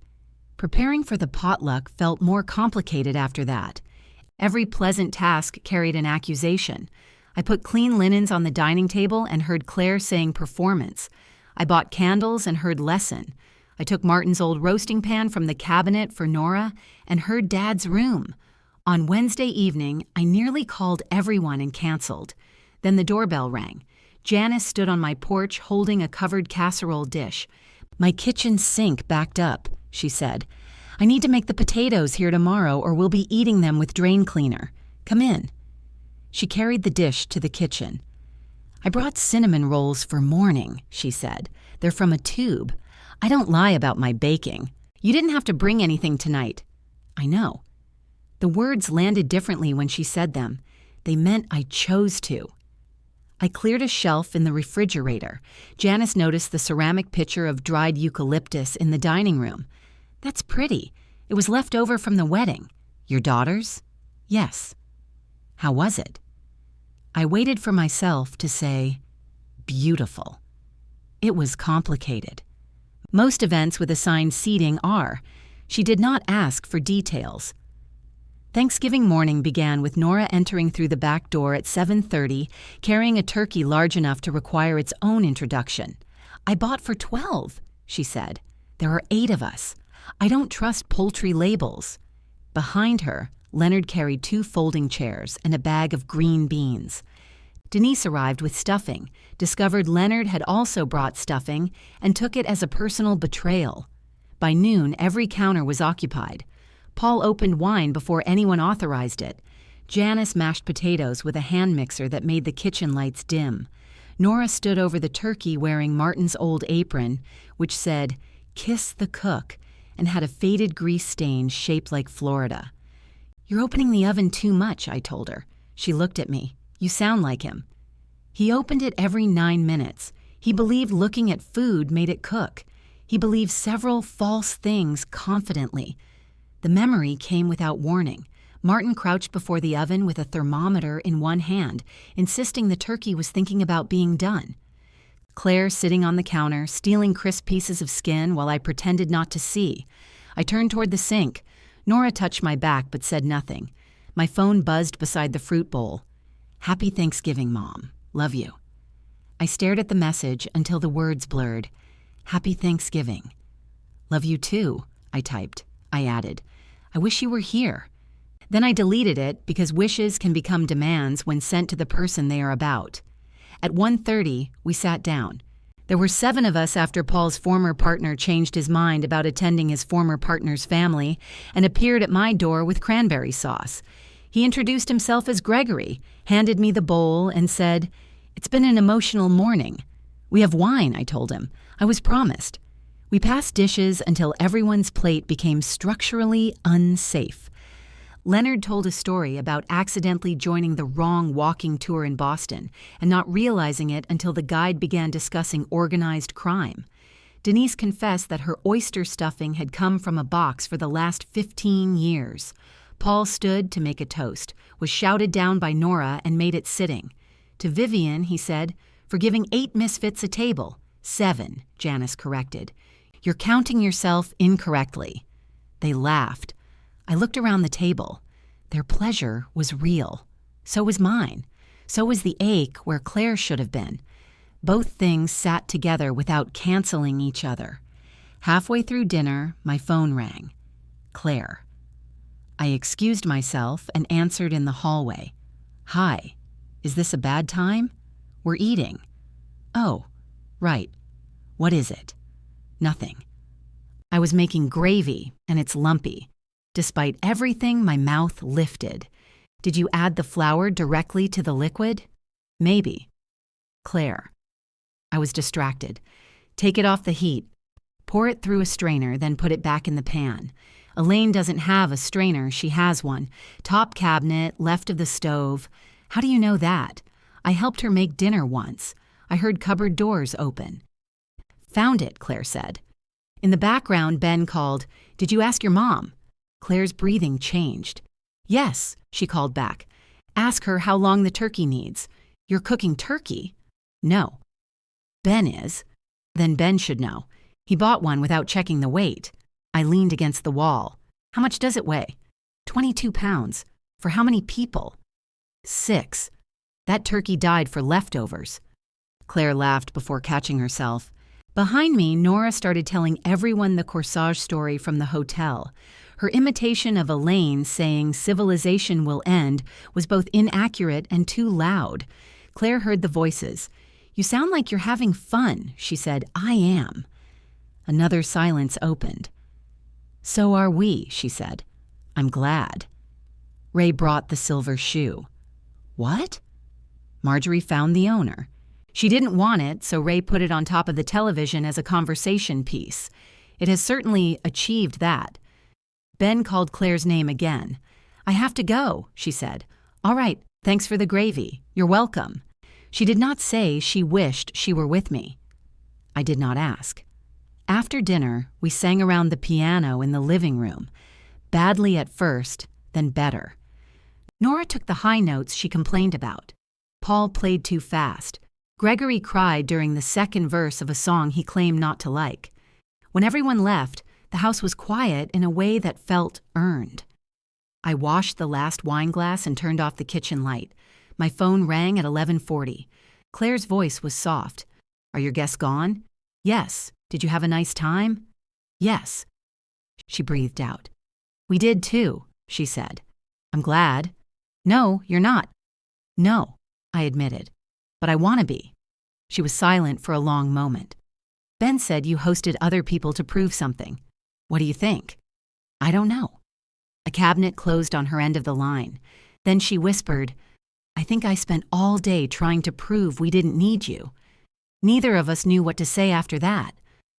I didn't need you to fail, I said. I know. Do you? I do now. Her voice sounded tired rather than angry. It made me wish she had called earlier, before we had both spent an entire holiday acting for people who knew us too well to believe the performance. What happened? I asked. Nothing happened. That is never the opening to a story where nothing happened. She gave a faint laugh. Ben cooked the turkey, she said, or he put it in the oven. I kept checking it because he kept forgetting to set timers. That sounds safe. Elaine tried to help with the vegetables. He told her to sit down. Then he asked me to do them. Of course. I said no. What did he do? He stood in the kitchen holding 2 sweet potatoes like they had been delivered without instructions. I laughed. It wasn't funny then. It's very funny now. A little. She grew quiet again. Ray wanted ice. Ben told him I would go to the store because he was watching the turkey. Did you? Yes. Claire. I know. What happened to saying no? Ray was already standing there, waiting. So I went. I leaned my head against the wall. You don't have to win this all in one day, I said.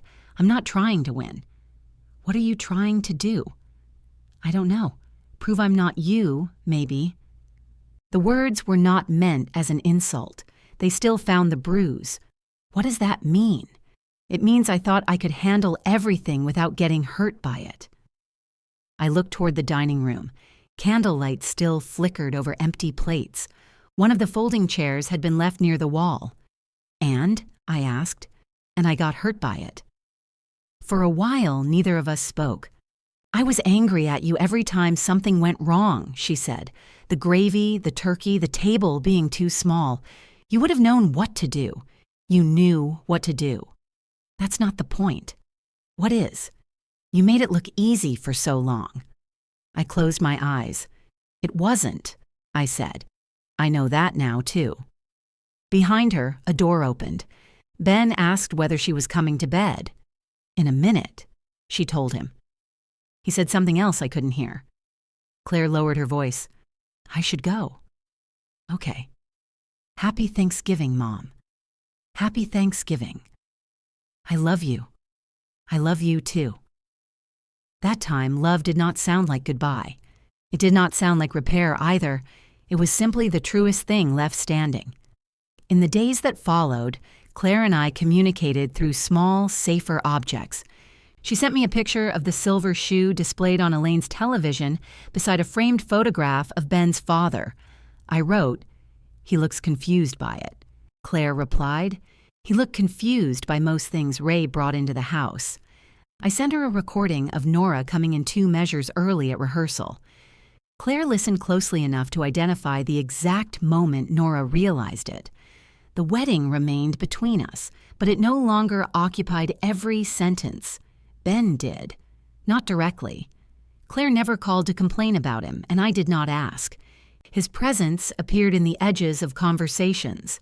"I'm picking up Elaine's prescription," Claire would say, then add, "Ben forgot." Or, "We were supposed to see a movie, but Ray needs help moving a bookcase." Once she called while walking home because Ben had taken their car to drive Elaine to an appointment Elaine had canceled the day before. "Why didn't she tell him?" Claire asked. "She probably did.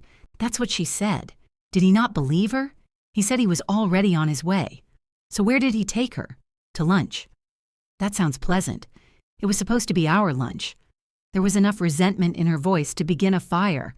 "Have you told him?" I asked. "I'm not asking you to mediate. I didn't offer." "I know. I'm just being clear. So am I." She sighed. "We're doing great. We're doing differently. That sounds like something Paul would say before making you sing the same measure 12 times. You haven't met Paul? I've heard the stories." A week after Thanksgiving, Lacey released the wedding gallery. I knew because Claire sent me the link with a row of blue hearts. I opened it at my dining table. There were more than 900 photographs. The first ones showed rings, flowers, shoes, Claire's dress hanging against the hotel window. Then came the suite, Megan's torn seam before I fixed it, the women holding coffee cups, Claire reflected in the mirror while I stood behind her. My hand rested on the trackpad. Lacey had caught the moment Claire reached back for me. We were both looking at each other in the mirror, smiling through whatever grief had entered the room with Martin's name. I downloaded that one. The courtyard photographs came next. Claire with the bridesmaids, Ben with his groomsmen, Elaine beside the fountain, her lavender dress shining in the morning light, Ben kissing her cheek, Elaine laughing with Ray. I clicked forward. There were 2 pictures of me waiting behind the glass doors. Lacey must have taken them through the courtyard window while adjusting her camera. In the first, I had one hand on the door. In the second, my hand had dropped to my side, and I was watching Ben lead Elaine toward the fountain. I did not look angry. I looked unnecessary. I closed the gallery. Claire called that evening. "Did you see the pictures?" "Some of them. Aren't they amazing?" "They're beautiful." Lacey wants us to choose 80 for the album. I don't know how anybody chooses 80 out of 900. You choose the ones that tell the day. Exactly. Could you help? My first impulse was yes. My second was suspicion. Neither deserved the entire decision. When? Saturday? We could order lunch? Just us? Yes. This time, the answer came without hesitation. I brought my laptop to the apartment. Claire had connected hers to the television, and the photographs filled the wall one by one as she clicked. We began with easy choices. The dress, the rings, Claire laughing in the robe with plastic bags over her hands. "You cannot put that in the album," she said. "It's the most accurate image of the morning. I look like I'm about to wash dishes. You would have been safer if you had." She gave me a look, then marked it as a favorite. The ceremony photographs made us quieter. Martin's empty chair appeared in the corner of several. Claire paused on one where she was holding my hand before walking to Ben. "I didn't remember doing that," she said. "I did." "Of course you did." She marked it. We reached the courtyard. Claire moved quickly through the bridesmaids and the fountain pictures. "Wait," I said. She stopped on the photograph of me behind the glass. "What?" "Nothing." "You said wait." I hadn't seen that one. She studied it. "Why were you inside? They were doing the groom's family, but you were supposed to be in the next set. I know." Did Lacey forget? I don't know. Claire clicked forward. The next image showed me farther back in the lobby as Nora approached. Then the gallery moved to the ceremony. "There aren't any courtyard pictures of us," she said. "No." "We were supposed to do some." "I know." She looked at me, but I kept my eyes on the television. "We can choose one from the suite," she said. "Yes." The reception photographs began. We watched ourselves enter the ballroom in separate pieces: guests at the bar, the band, Elaine's wrap on her shoulders near the windows. Then a photograph appeared that neither of us expected. It wasn't centered on me. Lacey had been photographing Claire with her college friends. They stood in the foreground, arms around one another, champagne lifted. At the edge of the frame, slightly blurred, I was holding the beaded purse, the phone, the red glasses case, and the ivory gift bag. The silver wrap had slipped low enough to cover both my hands. Ben was walking away from me. Claire was looking directly at me. She stopped clicking. "That's not how I remember it," she said. "How do you remember it? I thought you were standing closer. I was close enough to see you." "No. I thought you were already holding some of that. All I had was my own purse." She leaned forward. On the screen, her photographed face was turned away from the friends laughing around her. Her eyes were fixed on me, and the expression was not confusion. It was discomfort. "You saw," I said. "I know." The room seemed to lose air. Claire clicked to the next photograph. I was no longer visible. The college group had moved closer together, filling the frame. "I thought you put the things down after that," she said. "You asked me to keep holding them. I said it was just for a minute. That made me think you would come back." Her eyes filled. "Why didn't you just tell Ben no? Why didn't you?" The question remained between us on the television's reflected light. The apartment door opened.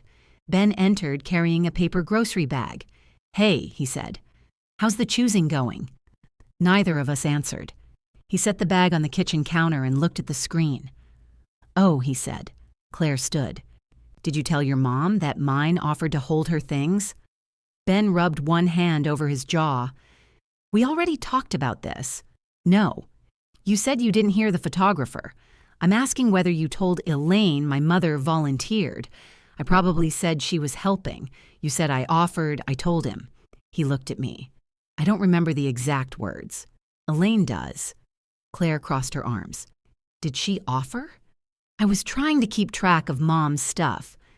"That isn't what I asked." "Why are we doing this again?" "Because I'm looking at it." He gestured toward the television. "It's one random picture.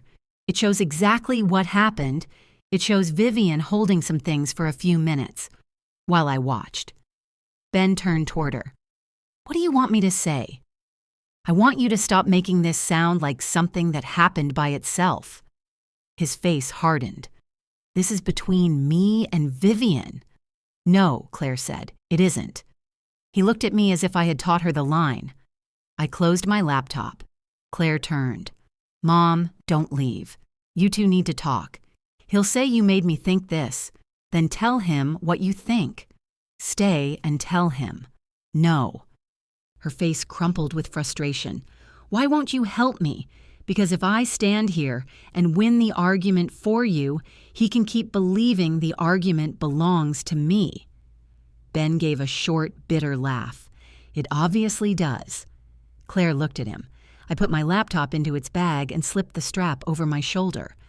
On the television, the photograph remained frozen.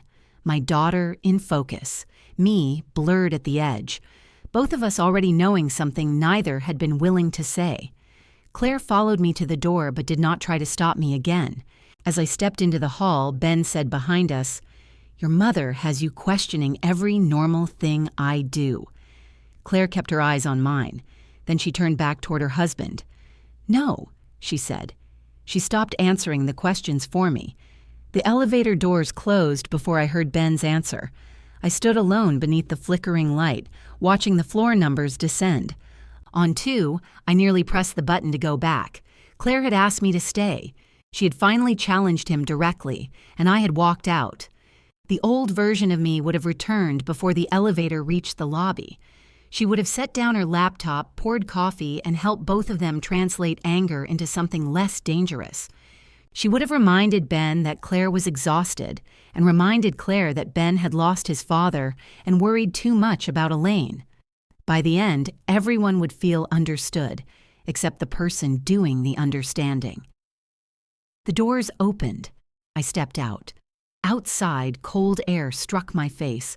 I walked to my car with my keys between my fingers and the photograph still bright in my mind. My phone rang before I started the engine. Claire.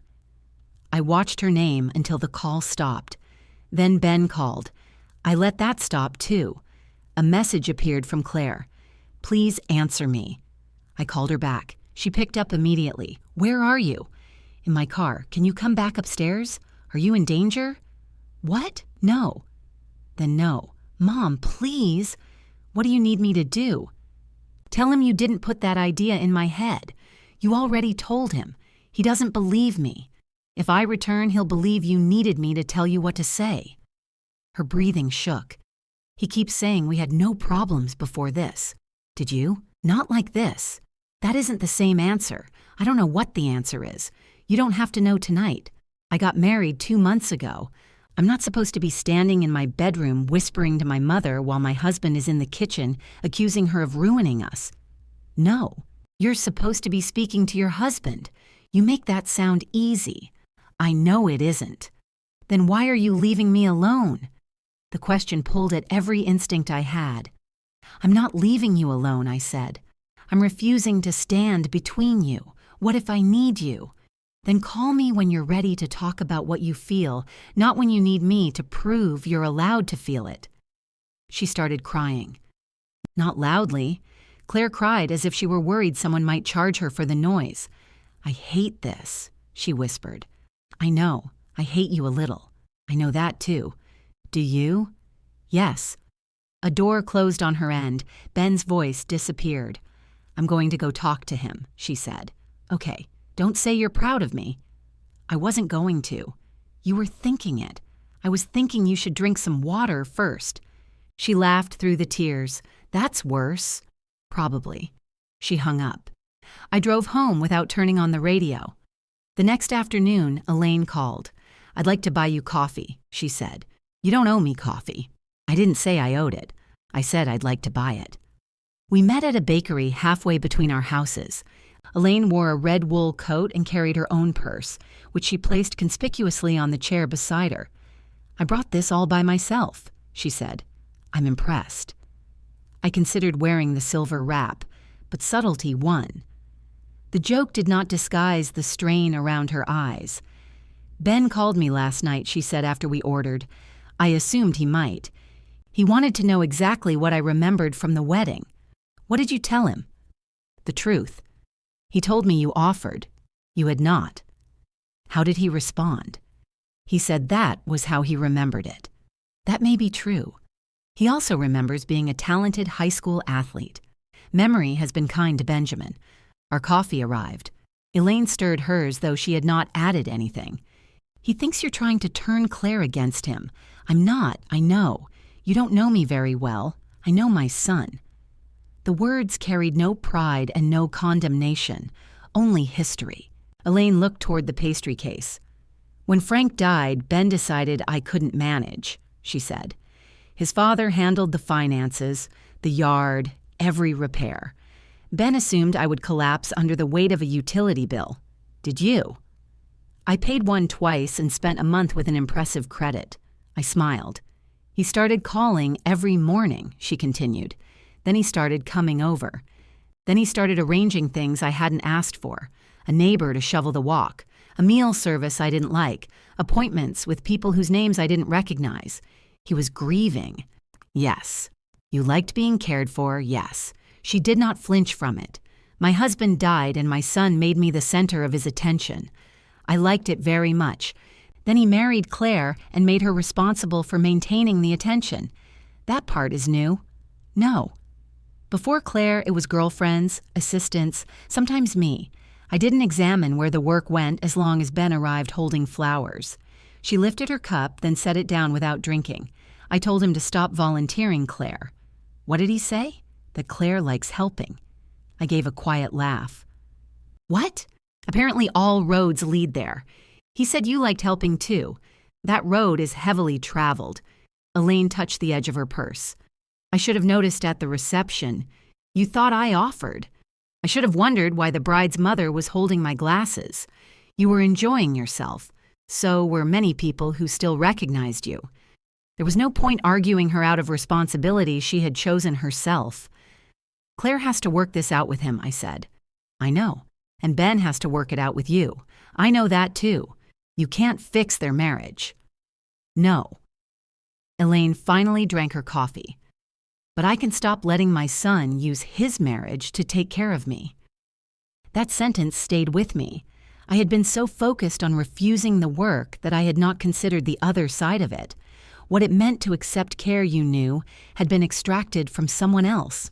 Before we left, Elaine asked about the choir. How did you know? Claire told me. Our concert is Friday. Our family allowed? Technically, we'll let almost anyone in. She smiled.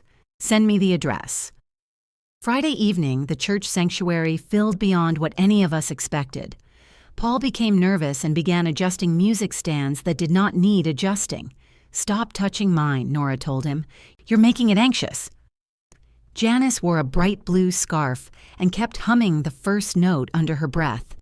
Leonard had forgotten his black shoes and colored the white edge of his sneakers with a marker. I stood on the riser beneath a stained glass window, searching the audience. Nora leaned toward me. If Claire doesn't come, you still sing. I know. You're looking. I have eyes. You have a neck like a lighthouse. The lights dimmed before I saw anyone. We opened with the folk arrangement that had silenced me at the first rehearsal. My entrance came on the fourth measure. This time, I did not miss it. Halfway through the song, the stage lights shifted enough for me to see the front pews.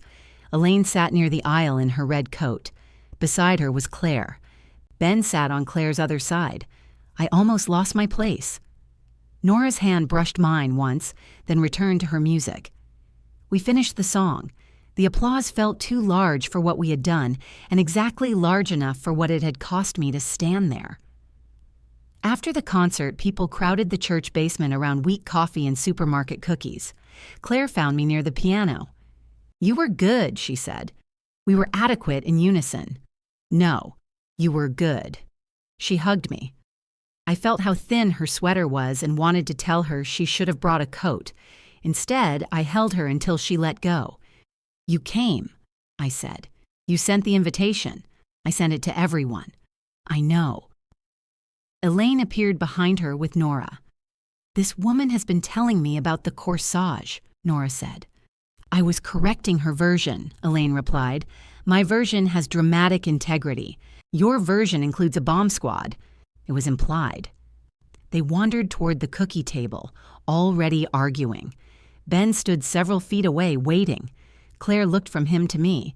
I'm going to get some coffee. She left us deliberately. Ben put his hands in his coat pockets. You sounded great, he said. Thank you. I didn't know you sang. Neither did I recently. He nodded. Around us, chairs scraped and people talked too loudly. I'm sorry I called you after you left, he said. You didn't speak to me. I know. I'm sorry I called expecting you to fix it. That was closer to an apology than he had come before. Thank you, I said. He looked toward Claire. She thinks I don't respect her. Do you? His eyes came back to mine. That's a loaded question. It's a short one. I love her. I didn't ask that. His jaw tightened, but he stayed. I respect her, he said. I also think she's letting one bad moment change how she sees everything. Maybe the moment gave her a name for things she already saw. You sound exactly like her. That may be because she sounds like herself. He looked away. I shouldn't have asked you to hold Mom's things that way, he said. I should have asked. And when the photographer called, I should have taken everything back. Yes. I'm sorry. The words were clean. For a second, I believed he had reached them honestly. Then he added, but I need you to stop making Claire feel like choosing me means betraying you. There it was. The apology with a return address. I'm not making her choose. She thinks she has to confront me every time I ask her for something. Then perhaps ask yourself why. His face closed. Claire returned holding 2 coffees. She saw his expression. What happened? she asked. Nothing, Ben said. I took the cup she offered me. Your mother and I are going to help clean up, I said. Claire knew I was leaving the conversation. Her disappointment showed, but she did not ask me to stay. 2 nights later, she called from her car. Ben invited Ray, Marjorie, Elaine, and 2 cousins to our apartment for Christmas Eve, she said. Did you agree? No. Did he ask? No. He told them we'd love to host. I sat down on the edge of my bed. What did you say? I told him to cancel. And? He said we couldn't cancel after inviting everyone. Then he said it wouldn't be that much work. Of course. He said Elaine could bring food. I waited. And then, Claire continued, her voice shaking, he said you could come early and help me set up. The room seemed to sharpen around me. What did you tell him? I told him there wasn't going to be a Christmas Eve at our apartment. Claire. He said I've changed since the wedding. Have you? She breathed in slowly. Yes, she said. I think I have. What happens now? I asked. I don't know. Are you still in the car? Yes. Are you driving? I'm parked outside the apartment. Do you want to come here? The invitation came out before I could inspect it. Claire was quiet. No, she said. Not because I don't want to see you, all right. I don't want leaving him to become the first thing I do every time we fight. That makes sense. And I'm not leaving him. I didn't say you were. You thought it. I thought you were sitting alone in a parked car in December. She turned on the engine. I could hear the fan blowing. I'm going upstairs, she said. Okay, I don't need you to tell me what to say. I know. I need to say it myself. I know that, too. And if he still wants to host, he can. I waited. He can shop, she continued. He can clean, he can cook. He can ask people what they're bringing. I will be there, but I'm not doing it for him. Is that what you want? No. Then why be there? Because if I leave, he'll tell everyone you made me abandon Christmas. He may say that anyway. I know. Her breath caught, half laugh and half exhaustion. I hate that you're getting better at this. So do I. I'll call you tomorrow. She went upstairs. She did not call the next day. Instead, at 4 p.m, a message appeared in the family group Claire and Ben used for holiday plans. Claire had written, there was a misunderstanding about Christmas Eve. Ben and I did not agree to host, and we will not be able to. I'm sorry for the confusion. Let's choose another plan. Elaine responded first. My place is available. It will be crowded. I have chairs, and nobody will die. Marjorie wrote that she could bring a folding table. Ray posted a photograph of the silver shoe wearing a Santa hat. Ben did not respond. Neither did I. 10 minutes later, Claire called. I sent it, she said. I saw. He's furious. Where is he? At work. How is he furious from work? Efficiently. I sat at the kitchen table. Did he tell those people you agreed to host? He said we had discussed it. Had you? He asked what I thought about having people over sometime during the holidays. I said maybe. That is not a Christmas Eve invitation. I know. Does he? He says married people shouldn't have to request formal permission for every decision. Do you agree? No. But I also know he isn't evil. I've never said he was. Sometimes I wish you would. Why? It would be easier to defend him. There was my daughter. Even in pain, she could find a way to stand between everyone else's worst conclusions. I don't think Ben is evil, I said. I think he has spent a long time confusing his intentions with everyone else's experience. That sounds like something you rehearsed. I had 2 weeks of choir. She laughed, then became serious. He says I humiliated him. Did you? I told his family the truth. That can still be humiliating. Whose side are you on? Yours. Then stop making good points for him.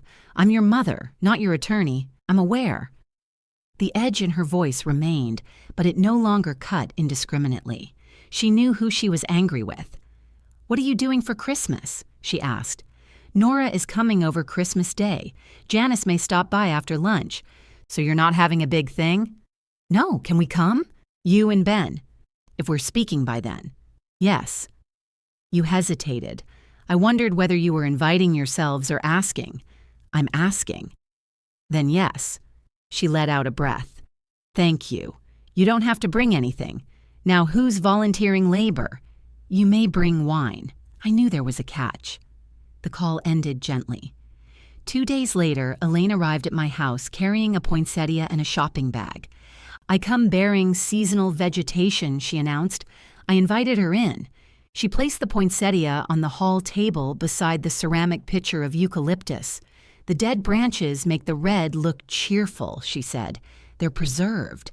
They are brown. She removed her coat and followed me into the kitchen. Inside the shopping bag was a stack of plastic containers. Scarves? I asked. Ziti?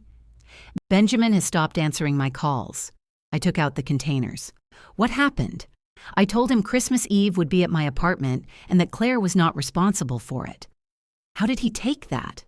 He asked whether you had been talking to me. Apparently, I possess enormous influence. You should monetize it. I'm retired. Elaine sat at the kitchen table. I told him I didn't need Claire to organize my apartment, buy my groceries, choose my gifts, or make my appointments. Do you? No. But saying it all at once may have sounded like an indictment. Was it? Partly. She rubbed her thumb over a water ring on the table. I also told him something I had not admitted before.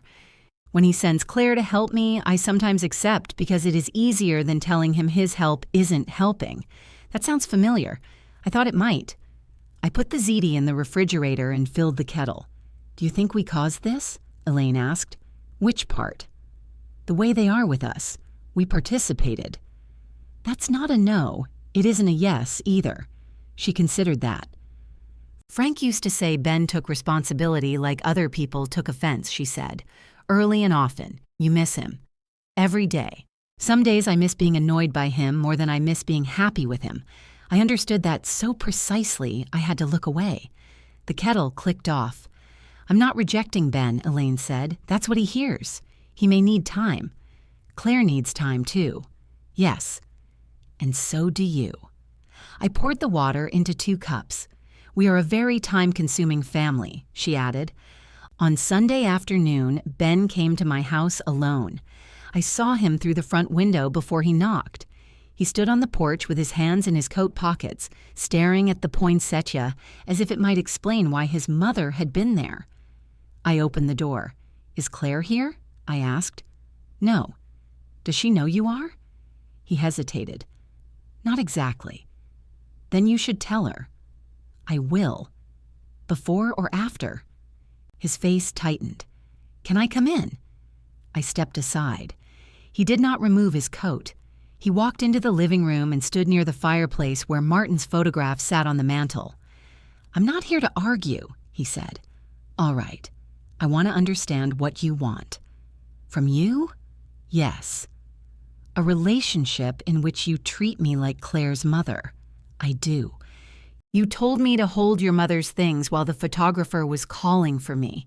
Besides that, you don't get besides that until you understand it. He paced once to the window and back. I apologized. You apologized, then asked me to change Claire back. I asked you to stop making her feel guilty. For what? For choosing me? For building a life with me? I have never asked her to choose between us. She keeps talking about whether I respect you. That is about you. No, it's about all 3 of us. She thinks every time I ask her for help, I'm turning her into you. Do you ask her? He looked away. Sometimes, he said. Do you listen to the answer? I'm trying. It was the first honest thing he had said since entering. I sat on the couch. After a moment, he sat in the chair across from me. My dad died fast, he said. I know, 3 weeks from diagnosis to funeral. My mom didn't know the password to their bank account. She didn't know who serviced the furnace. She called me from the grocery store because she couldn't remember what kind of coffee he bought. And then she stood there crying in the aisle. His voice broke slightly on the last word. I did not interrupt. I promised myself she would never have to feel alone like that again, he continued. So yeah, I check on her. I make sure she has things. I make plans. And who carries out the plans? He pressed his palms together. Sometimes Claire, sometimes me. Yes, sometimes Elaine, after you've decided she can't. His eyes lifted. I'm trying to protect my family. From what? Being alone. Ben, your mother is not alone because she carries her own purse. That isn't what I mean. I know. But you keep making other people smaller so you can feel large enough to protect them. He stood. That's unfair. Probably. You've wanted Claire to see me this way from the beginning. No. I wanted you to make her happy. I do make her happy. I believe you. That stopped him. I believe you love her, I said. I believe you are generous and funny and attentive. I saw you cry when she walked down the aisle. I also saw you hand me your mother's belongings because you had already decided my arms were available. He looked toward the mantel again. What do you want me to do? He asked. Ask. That's it? Ask before offering her time. Ask before offering my house. Ask your mother what help she wants. And when someone says no, believe the answer is still part of loving you. He gave a short laugh without humor. You make it sound very reasonable. It is reasonable. And if Claire still doesn't trust me? Then you rebuild trust. How? That is not mine to carry. He stared at me. For once, I let the silence remain his problem. At the door, he turned. Do you want us to stay married? Yes. He seemed surprised. I want my daughter to have the marriage she thought she was entering, I said. I don't want her to sacrifice me to keep peace with you, and I don't want you to sacrifice her comfort to prove your love for Elaine. His hand rested on the doorknob. You really think that's what I do? Yes. He nodded once, not in agreement, but in receipt. After he left, I called Claire.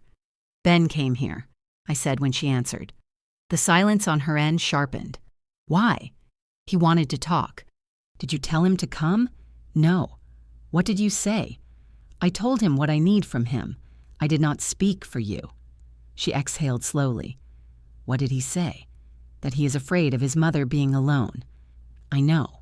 Do you? He told me last night. That surprised me. How did it go? Badly. Then better. Then badly again. That sounds like a real conversation. He slept at Ray's. Oh. He came back this morning. We're not separated, I didn't ask. You were thinking it. I was thinking Ray's couch is too short for him. Claire laughed softly. We canceled Christmas Eve, she said. Together this time. Good. Not good. Necessary. Yes. Another silence. Thank you for telling me he came, she said. I didn't want it to become a secret between us. I'm still angry at you? I know. I'm also angry at myself. I know. That one is worse. Yes. Christmas Eve arrived with a thin layer of snow that melted as soon as it touched the road. Nora went to a late service with Janice. I stayed home, wrapped Claire's gift, and placed it beneath the small tree in my living room. She and Ben were not coming Christmas Day. Claire had texted that morning to say they needed the day alone. I answered that I understood. I did understand. Understanding did not make the extra place setting in the cabinet easier to ignore. At 9, I turned off the tree lights and carried my tea upstairs. The doorbell rang. I went back down. Claire stood on the porch alone, snow shining in her hair. She held no suitcase, no gift, no problem for me to solve. Can I come in? She asked. I opened the door wider.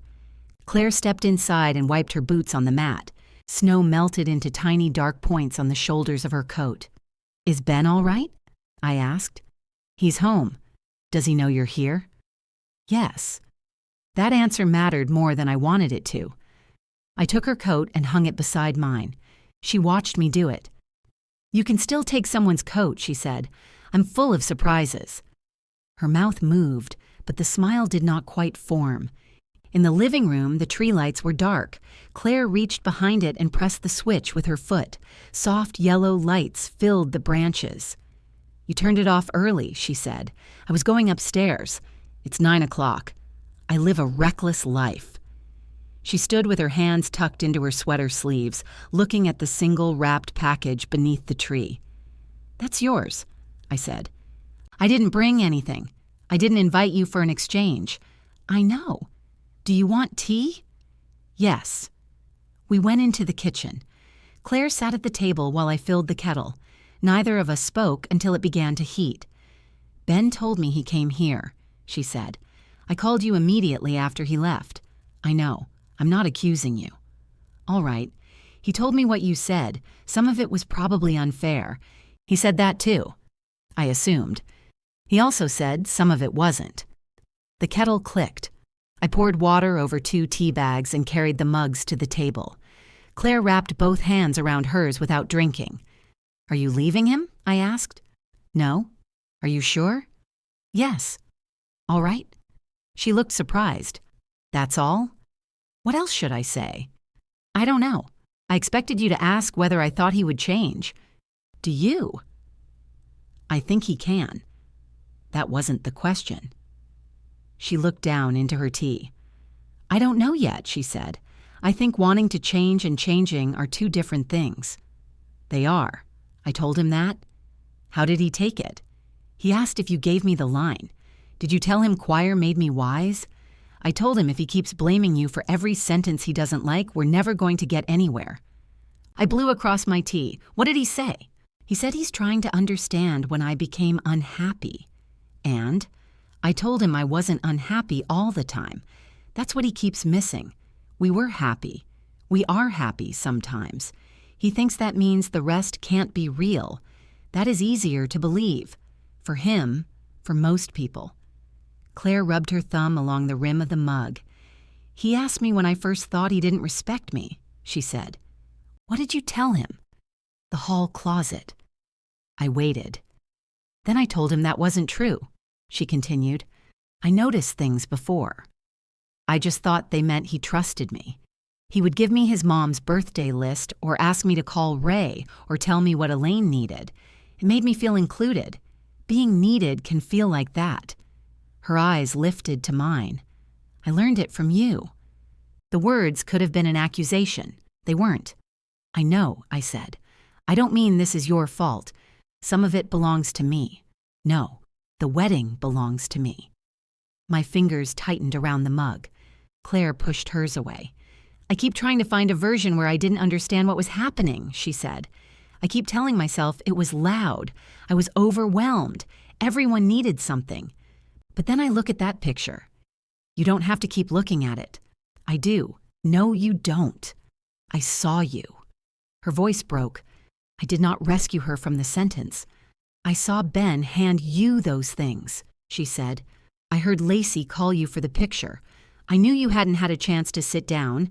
I knew we hadn't had the moment I promised. She wiped one cheek with the heel of her hand. And I still asked you to hold everything. Yes. I didn't think you would say no. No. I didn't think you would leave. I looked at her. That's the part I'm most ashamed of, she said. I thought Ben might be angry if I embarrassed him in front of his family. I thought his mother might think I was difficult. But you, she stopped. But me, what? You were safe. The word landed with a strange tenderness. You were the one person I could disappoint and not lose, she said. I knew you would still love me. My eyes filled. You were right, I said. I wasn't going to stop loving you. Claire covered her mouth. But you were wrong if you thought loving you meant I would stay wherever you put me. I know. Do you? I'm trying to. She reached across the table, then stopped before touching my hand. I'm sorry, she said. Not that you were hurt. I'm sorry I hurt you. I'm sorry I stood there and made you smaller because it was easier than asking my husband to do better. The kitchen clock ticked behind us. I'm sorry I called about the glasses before I asked why you left. I'm sorry I told you not to make a statement when you were trying to put down a purse. And I'm sorry I made Thanksgiving into a test of whether you loved me. I put my hand over hers. I did love you, I know. I was also furious. I know that now. We sat with our hands together between the mugs. I owe you an apology, too, I said. Her fingers tightened. You don't have to make this even. I'm not. She waited. I made being useful the safest way to be close to me, I said. I said yes when I meant no, then felt invisible when you believed me. I should have told you sooner that I was tired. I should have let you be disappointed in me before the disappointment became this large. That doesn't excuse what I did, no. Good. I almost laughed. Claire did. It came out wet and uneven, but it was a laugh. I don't want to go back to how we were, I said. Her face changed. I don't mean I don't want you. What do you mean? I want something where you can call me because you miss me, not only because something needs fixing. I want to be able to help without disappearing into the help. I want you to hear no without deciding it means I'm leaving. I want that, too. You may not always like it. I definitely won't. That's honest. She looked toward the living room. Can I open my gift? Yes. We carried our tea to the tree. Claire sat on the rug and pulled the package into her lap. She slid one finger beneath the tape carefully, preserving the paper out of habit.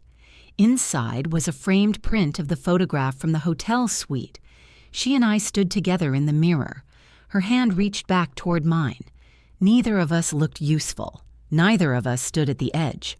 I ordered it before Thanksgiving, I said. If I had waited until last week, I might have chosen socks. Claire touched the glass. Thank you. You're welcome. I didn't get you anything. You came over without a problem for me to solve. That was almost a greeting card sentence. I've been spending time with Paul. She leaned her head against my knee the way she had not done since she was much younger. I do have a problem, she said. Of course you do. I don't know how to trust Ben without going back to pretending. That sounds difficult. You aren't going to tell me what to do? No, you're really committed to this. I can tell you what I think if you ask. She considered it. Not tonight, she said. Good. She stayed for another hour. We talked about choir, the Christmas Eve gathering at Elaine's that had been reduced to Elaine, Marjorie, Ray, and the Silver Shoe, and the fact that Nora had developed a personal feud with an arrangement of "O come, all ye faithful." When Claire stood to leave, she took the framed photograph with her. At the door, I held out her coat. She put it on herself. I'm going home, she said. To Ben? Yes. Drive carefully. Mom? Yes, I'm glad you left the reception. I looked at her. I hated it, she continued. I still hate that you left. But if you had stayed, I don't think I would have seen what I was asking you to become. I'm not glad I left. No. I'm glad I could. She hugged me hard. Then she went home. Christmas Day was quieter than I had wanted. Claire and Ben stayed at their apartment. Nora came for lunch, brought too much food, and did not ask what Claire and I had discussed until I told her. You apologized? She said. Yes. For what? For teaching Claire, I would always say, yes. Nora narrowed her eyes. You understand this doesn't make you responsible for what happened. I understand. Do you? Yes. Good. I'm checking. You enjoy checking. It's my love language. Janice arrived with cinnamon rolls from a tube. We ate them warm while Nora criticized the amount of frosting, and then had 3. Claire called that evening just to ask what we had eaten. It was the first ordinary call of our new relationship. There were difficult ones after it. Sometimes she asked me for help, and I said yes too quickly. Sometimes I said no and heard the hurt in her silence. Once she asked whether I could meet a delivery at her apartment, and when I told her I had choir, she said, fine, in a tone that clearly meant the opposite. She called back 10 minutes later. I'm annoyed, she said. I know, but you're allowed to have choir. Yes, I found someone else. Good. I'm still annoyed. You're allowed. This is exhausting. It may get easier. Has it for you? No. At least we were honest. Ben waited almost 3 weeks before asking to see me. He suggested the same bakery where Elaine and I had met. When I arrived, he was already seated with 2 coffees. Mine had cream in it. Actual cream, I asked. I checked. That's thoughtful. He nodded but did not use the compliment to avoid what he had come to say. I lied to my mom, he said. I sat down. I don't think I planned to, he continued. When she asked why you had her things, I said you offered because that made what I did sound normal. Thank you for saying that. I treated you like you were available because you usually were. Then when you objected, I acted like your objection was the problem.